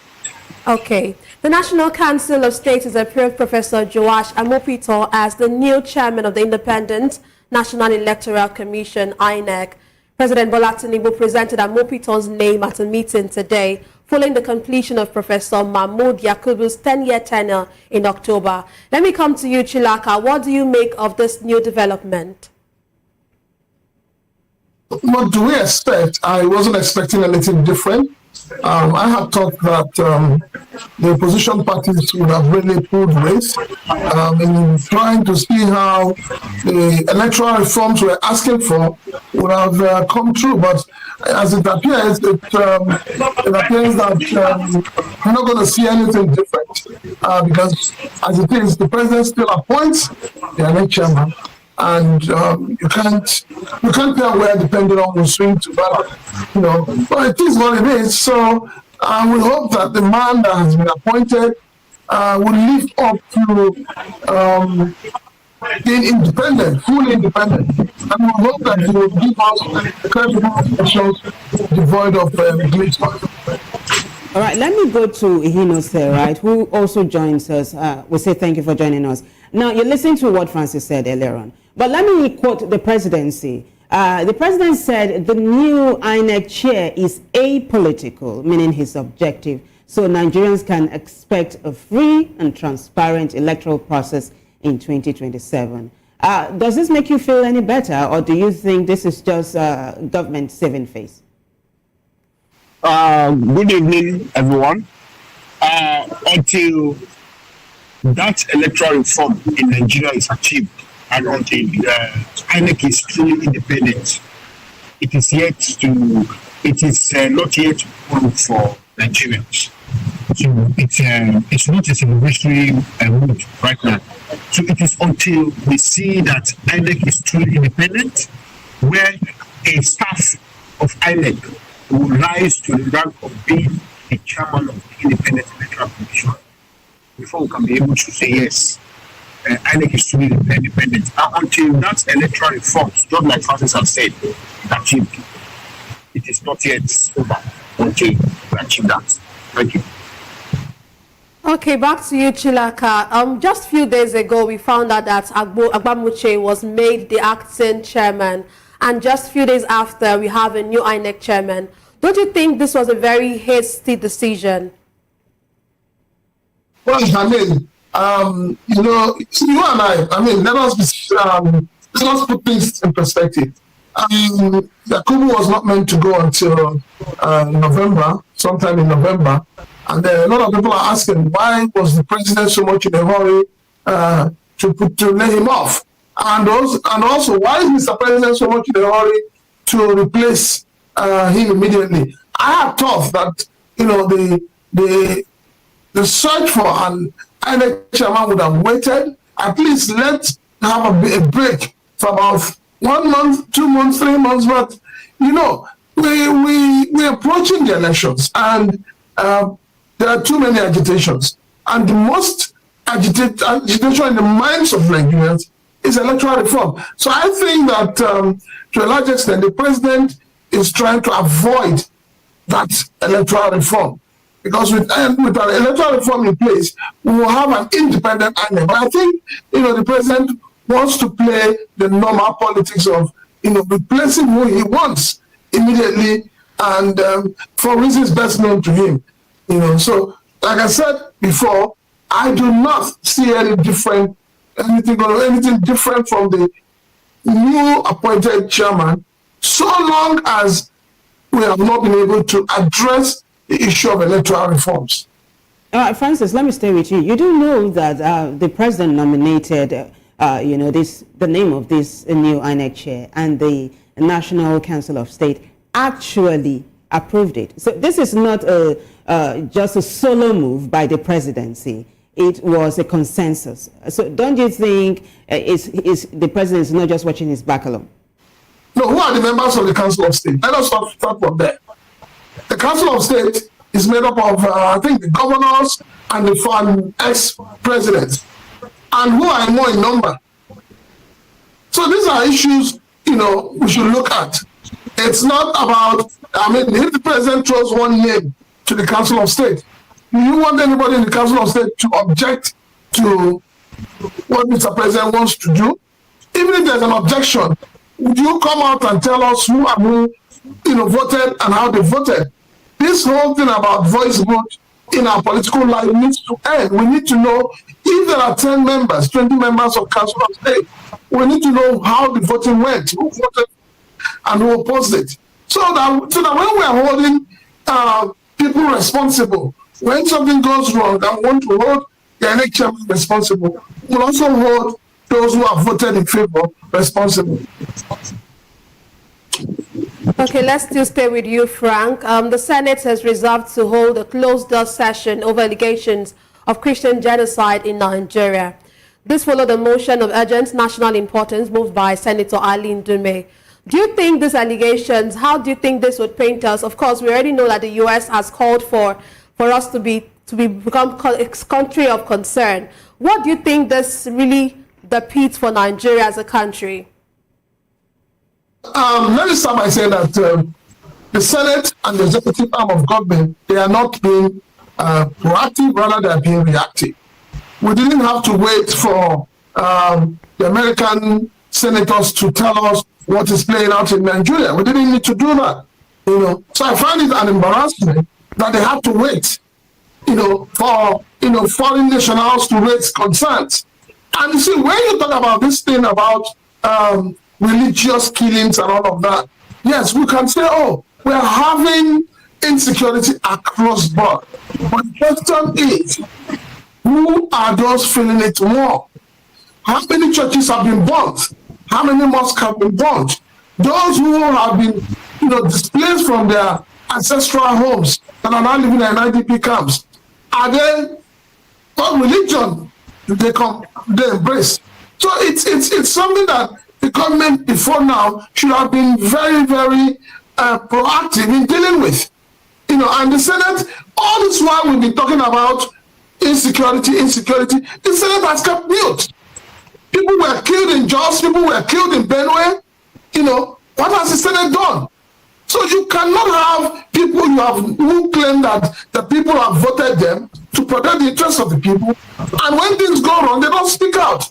The Senate had to wait. It's an embarrassment to the Senate that they have to wait because they're hearing that government officials are going to be sanctioned, and because Nigeria is going to be placed as a nation of concern. So that's why they are speaking out. Ordinarily, they wouldn't have held any session. They wouldn't have held any executive session to look into it.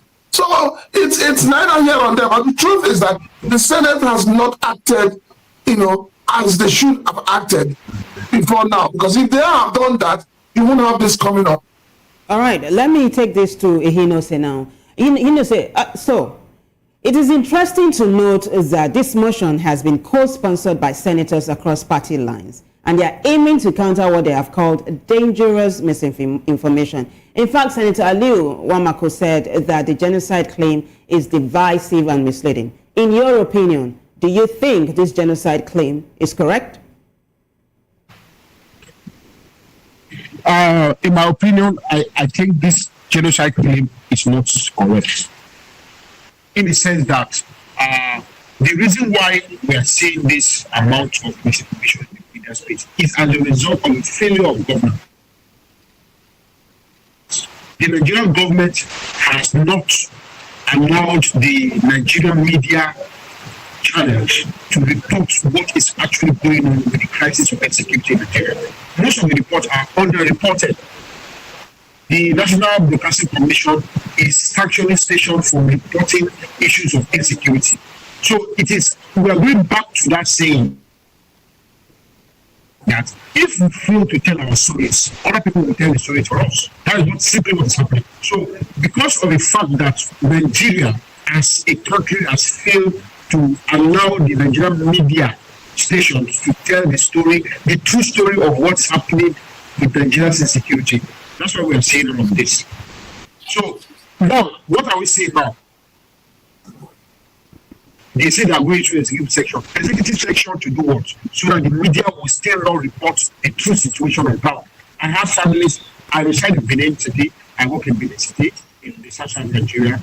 I have families in Kaduna, which is northwest.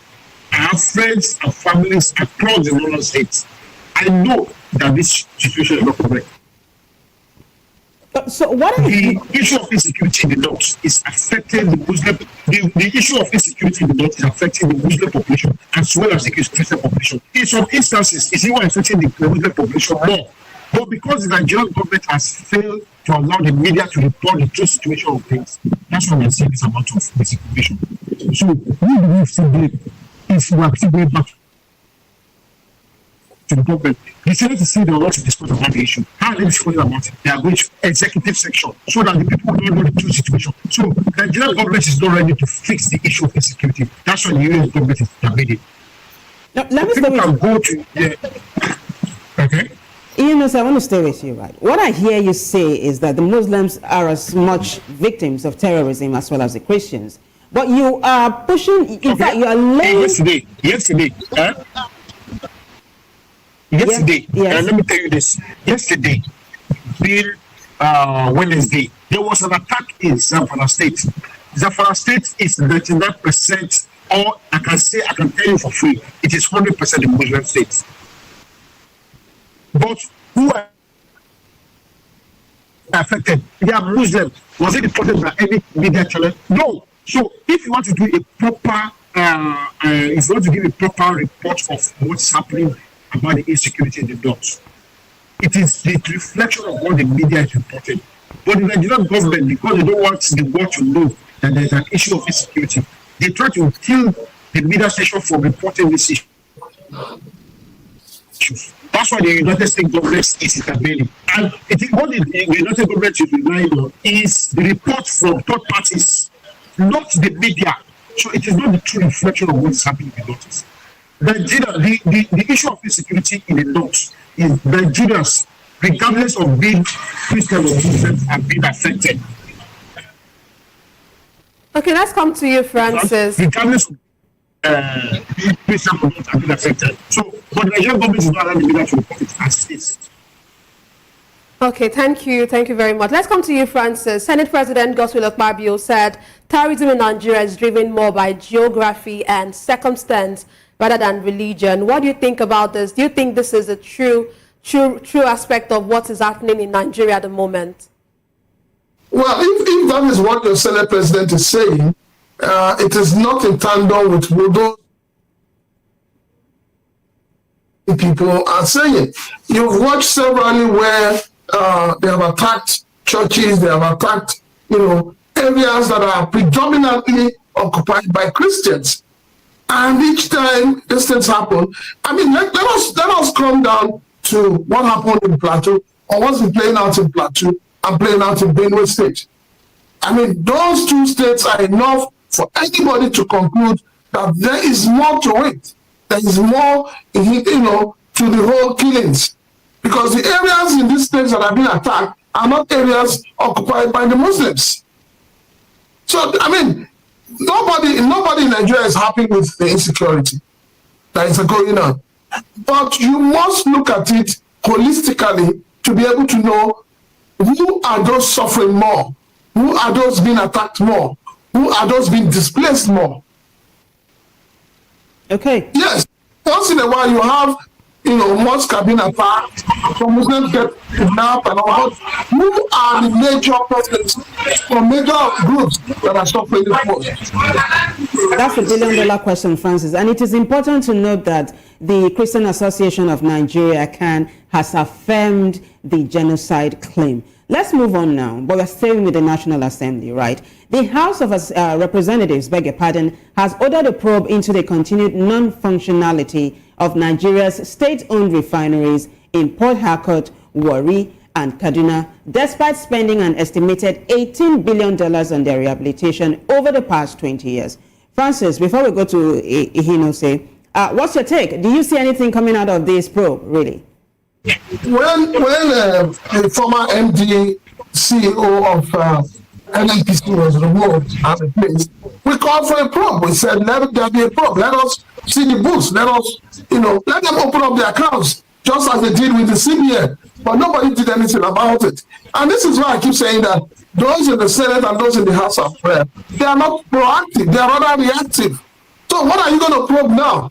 It's not that NNPC started today to sink the millions that are being spent there. You remember what happened in the later days of our former president, and then in this new dispensation, where people were taken on a tour to see that the refineries are working, until the new MD of NNPC came and said, "Oh, these plants are moribund."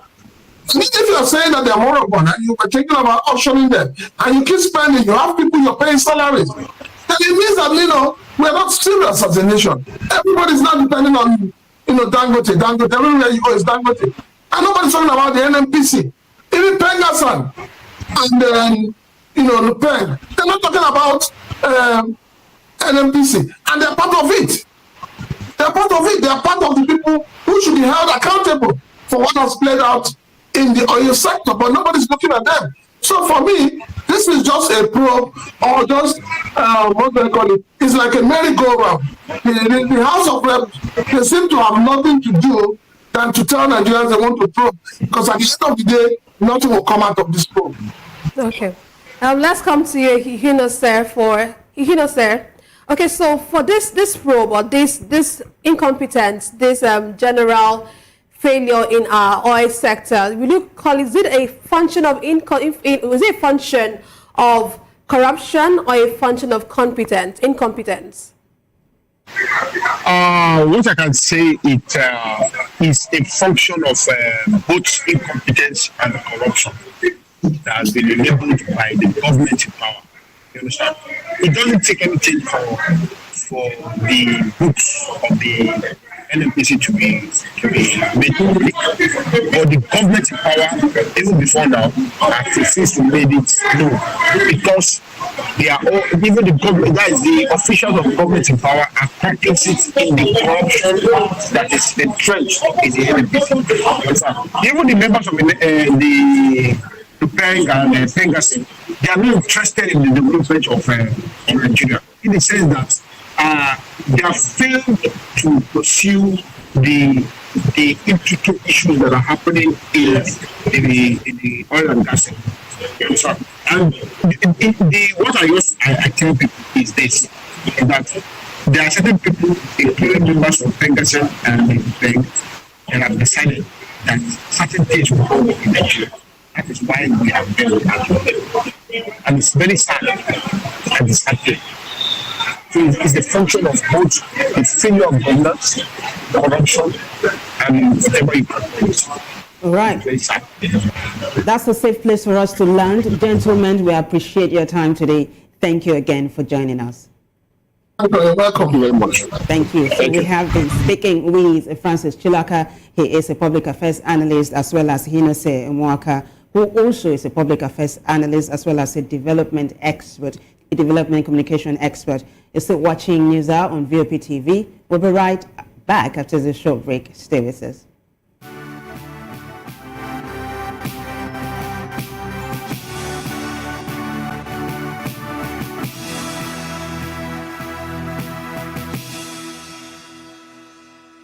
Glad to have you back. Veteran broadcaster and former Nigerian High Commissioner to the UK, Christopher Kolade, has died at the age of 92. His family announced his passing in a statement, saying he died on Wednesday, October 8, 2025. Kolade had a distinguished career spanning broadcasting, diplomacy, and corporate leadership. He once served as Director General of the Nigerian Broadcasting Corporation and later as Chairman of Cadbury Nigeria PLC. Born in Osun State in 1932, Kolade was known for his strong advocacy for ethics, integrity, and good governance. He also served Nigeria's High Commissioner to the United Kingdom. Now, the Committee of Wives of Lagos State Officials, COSLO, is marking its silver jubilee with activities lined up for the 25th National Women's Conference aimed at empowering and inspiring women. Maureen Ogolo has details.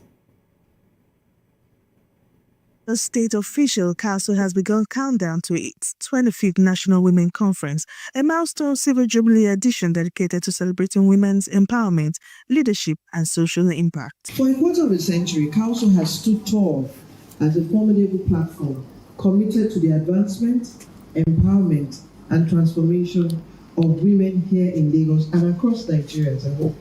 Each of the past editions of this conference has been a bold statement of purpose, addressing topical issues that touch the lives of women, their families, and their communities, hereby contributing to governance in their state. The three-day conference is scheduled to hold October 28th to 30th, with over 3,000 physical participants, about 2,000 virtual attendees expected from across Nigeria and beyond.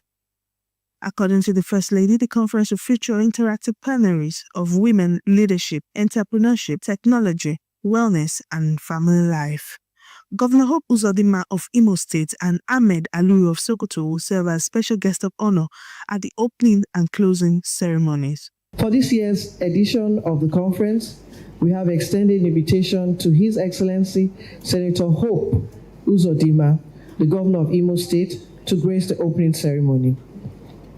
As a special guest of honor, while His Excellency Ahmed Aliyu Sokoto, the Governor of Sokoto State, will equally honor us as a special guest of honor at the closing ceremony on the last day of the conference. This year's conference is special for many reasons. Firstly, it marks our 25th anniversary, which is the Silver Jubilee celebration of this remarkable annual convergence of women from all walks of life. Secondly, on a personal note, it is a memorable moment for me, as this press briefing serves as my first major outing as the chairman of the 2025 National Women's Conference. She commended the media for their consistent partnership in promoting council initiative, assuring that this year's conference will surpass expectation. Pre-conference activities have already kicked off with free medical screenings, visit to orphanages, empowerment program across Lagos. The group also hold its pre-conference awareness walk this Saturday, October 11 in Ikorodu, with the theme Step Up, Show Up, Never Give Up. The 25th National Women's Conference will feature plenary sections, exhibition, a virtual and physical market, and a colorful gala night showcasing culture and entertainment.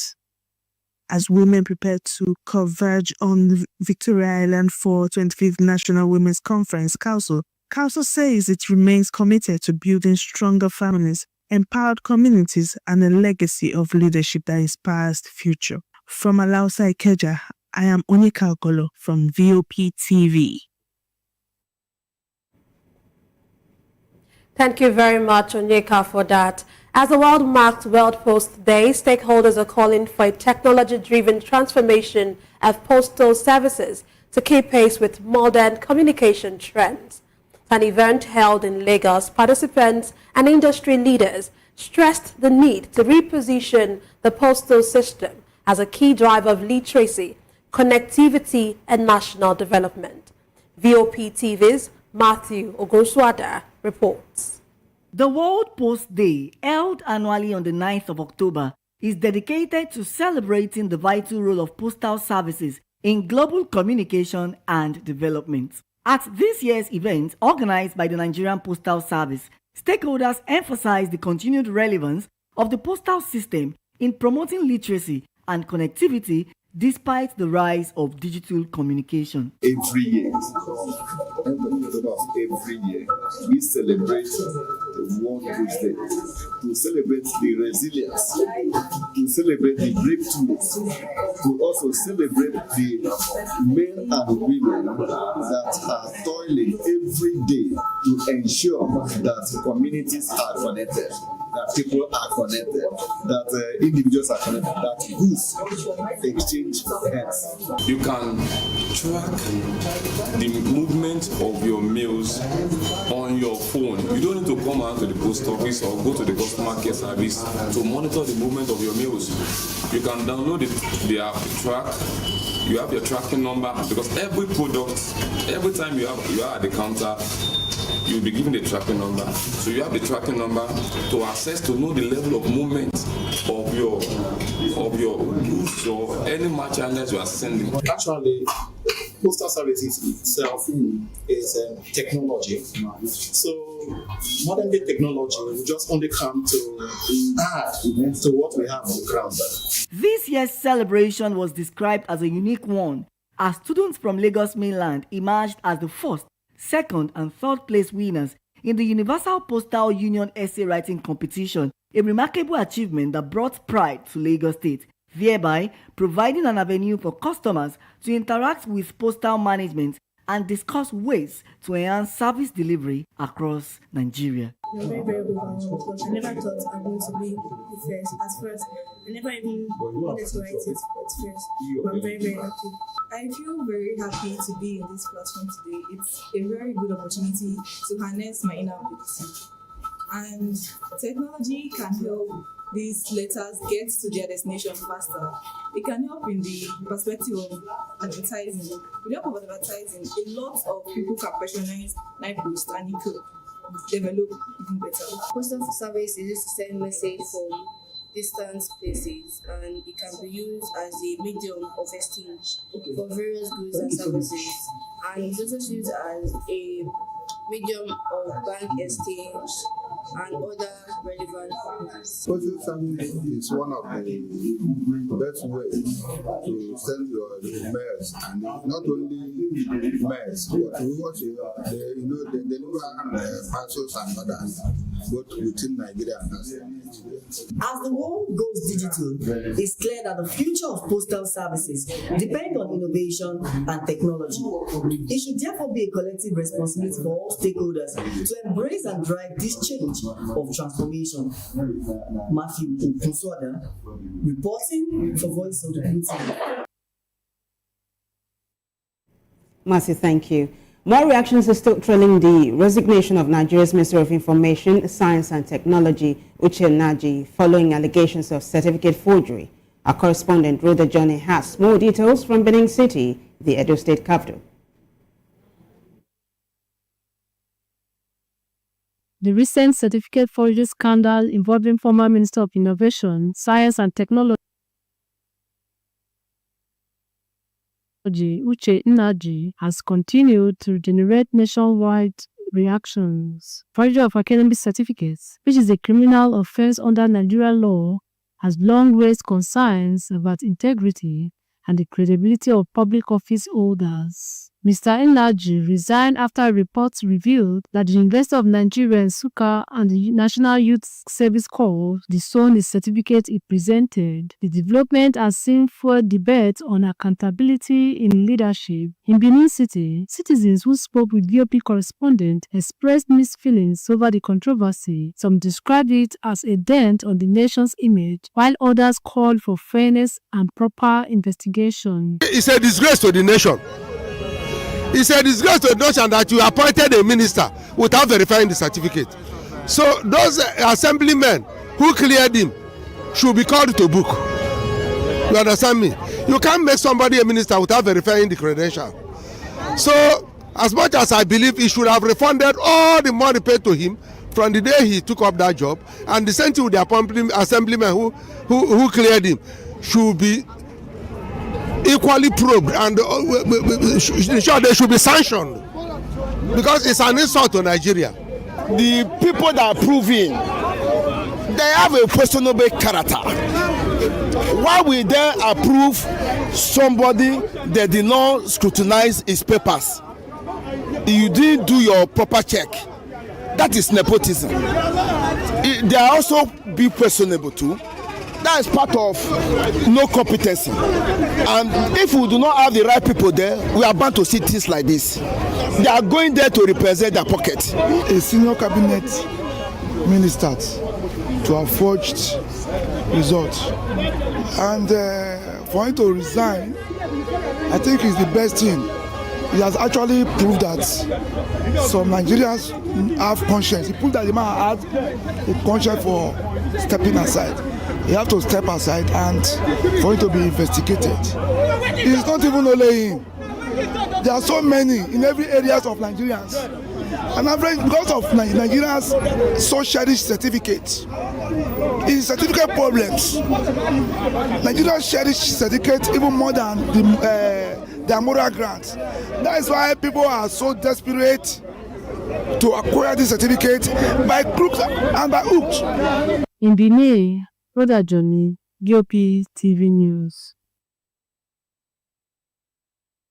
Thank you very much, Rhoda, for that report. Coming up next is foreign, business, sports and entertainment stories. After this break, to stay with us.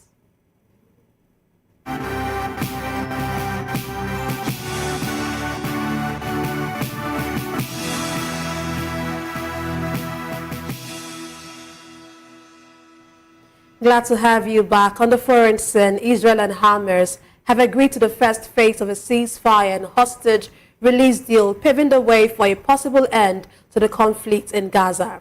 Under the plan, Hamas will release the 20 living hostages it is still holding, while Israel will withdraw its troops to an agreed line and free nearly 2,000 Palestinian detainees. World leaders, Palestinians and Israelis have welcomed the news, but details remain sparse and crucial further steps such as who will govern Gaza are still to be discussed. The long-awaited breakthrough raises hope for a lasting peace in a conflict that has lasted 2 years and 2 days and cost tens of thousands of lives. Well, in business news, the federal government has launched a new solid minerals data template to improve transparency and revenue monitoring in the mining sector. Developed by the Revenue Mobilization, Allocation and Fiscal Commission and the Ministry of Solid Minerals, the template ensures all mining revenues are properly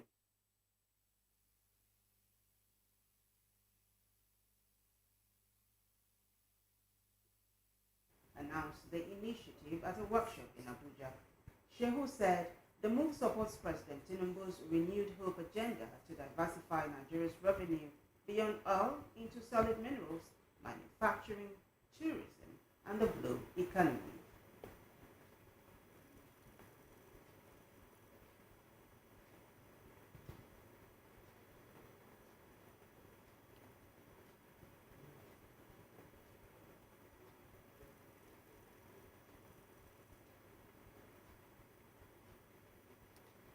We now move on to sports. The Super Eagles will open the 2025 Africa Cup of Nations training camp on December 10 as they prepare for the tournament in Morocco.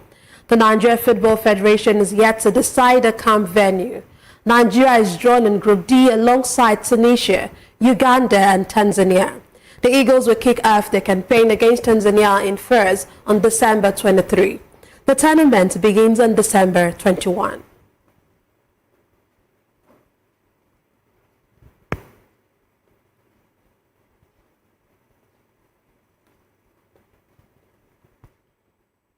Up next is entertainment news.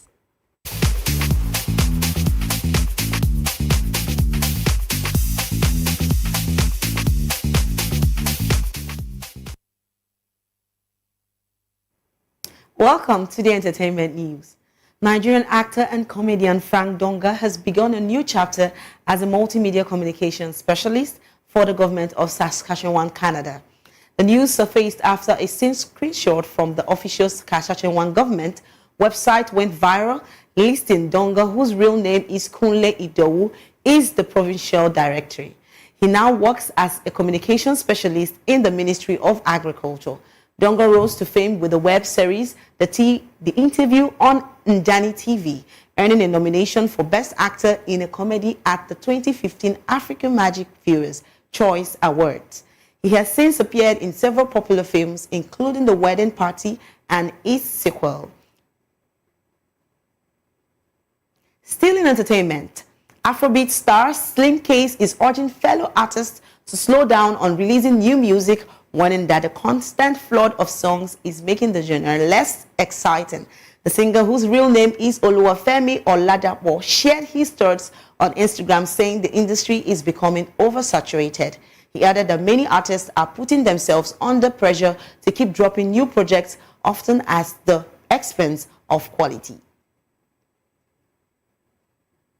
Moving on, in the world of entertainment, he shared the news on his X page, posting an emotional video from a visit to her on the farm. In the clip, Agu surprises his mother as she peels cassava stems, capturing a touch and intimate moment. Agu began his career on stage in Port Harcourt, Rivers State, and has since featured in numerous TV shows and films. Elsewhere, the 2025 Nobel Prize in Literature has been awarded to Hungarian novelist and screenwriter Laszlo Karazsonkáry. At 71, he has become the second Hungarian to receive the prestigious honor. The Royal Swedish Academy of Science praised his compelling and visionary body of work, which amid apocalyptic terror reaffirms the power of art. Born in the town of Gulia, his writing is shaped by life under communism and his travels abroad, beginning with a fellowship in West Berlin in 1987. And that's it for entertainment. I am Precious Agumanu.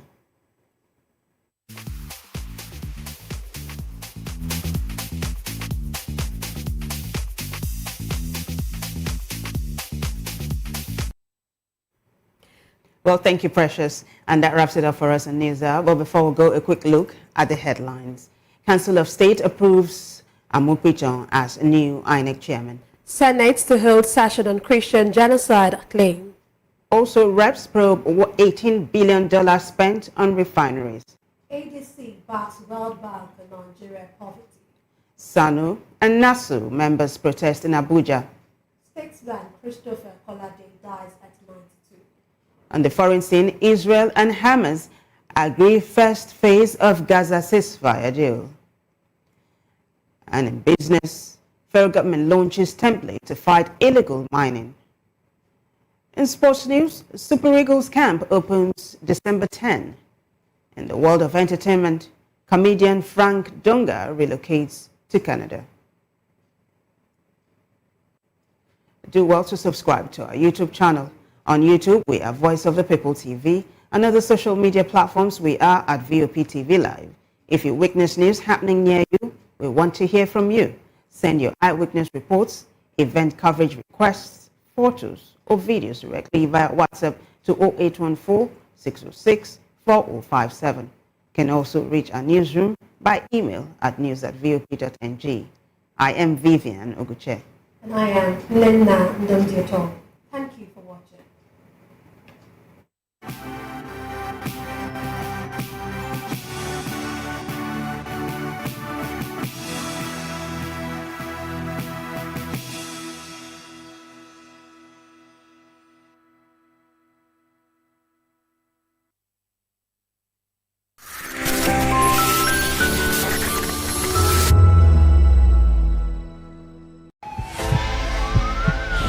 This is Health Check, your weekly guide to better living, smarter choices, and trusted answers.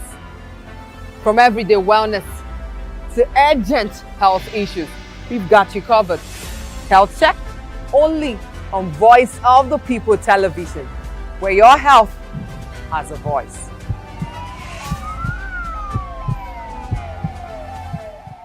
Behind every broken desk lies a broken promise. Education shapes the nations. But who is asking the right questions? Introducing Edu Dialogue, the show that goes beyond the surface, exposes the cracks, the corruption, and the silence in Nigeria's education system. Edu Dialogue, Saturdays, 3 p.m., only on VOP TV. We break the biggest stories. From missing funds to policy failures, we ask the tough questions and demand real answers. Edu Dialogue, this Saturday, 3 p.m. on Voice of the People television. We encourage you to click on the like button and subscribe to our YouTube channel We are Voice of the People TV. Also follow us on all our social media platforms. We are at VOP TV Live. Visit our website www.vop.ng for fresh and trending news. Also watch us live on SLTV channel 264. VOP TV, Voice of the People Television. Are you ready for the extraordinary? Something big is happening on your screen. Introducing VOP TV. Now streaming on SLTV channel 264. From breaking news to captivating conversations, news analysis, giving you all sides to the story. We bring in-depth discussions on the issues that matter, from politics to sports, entertainment, and lifestyle.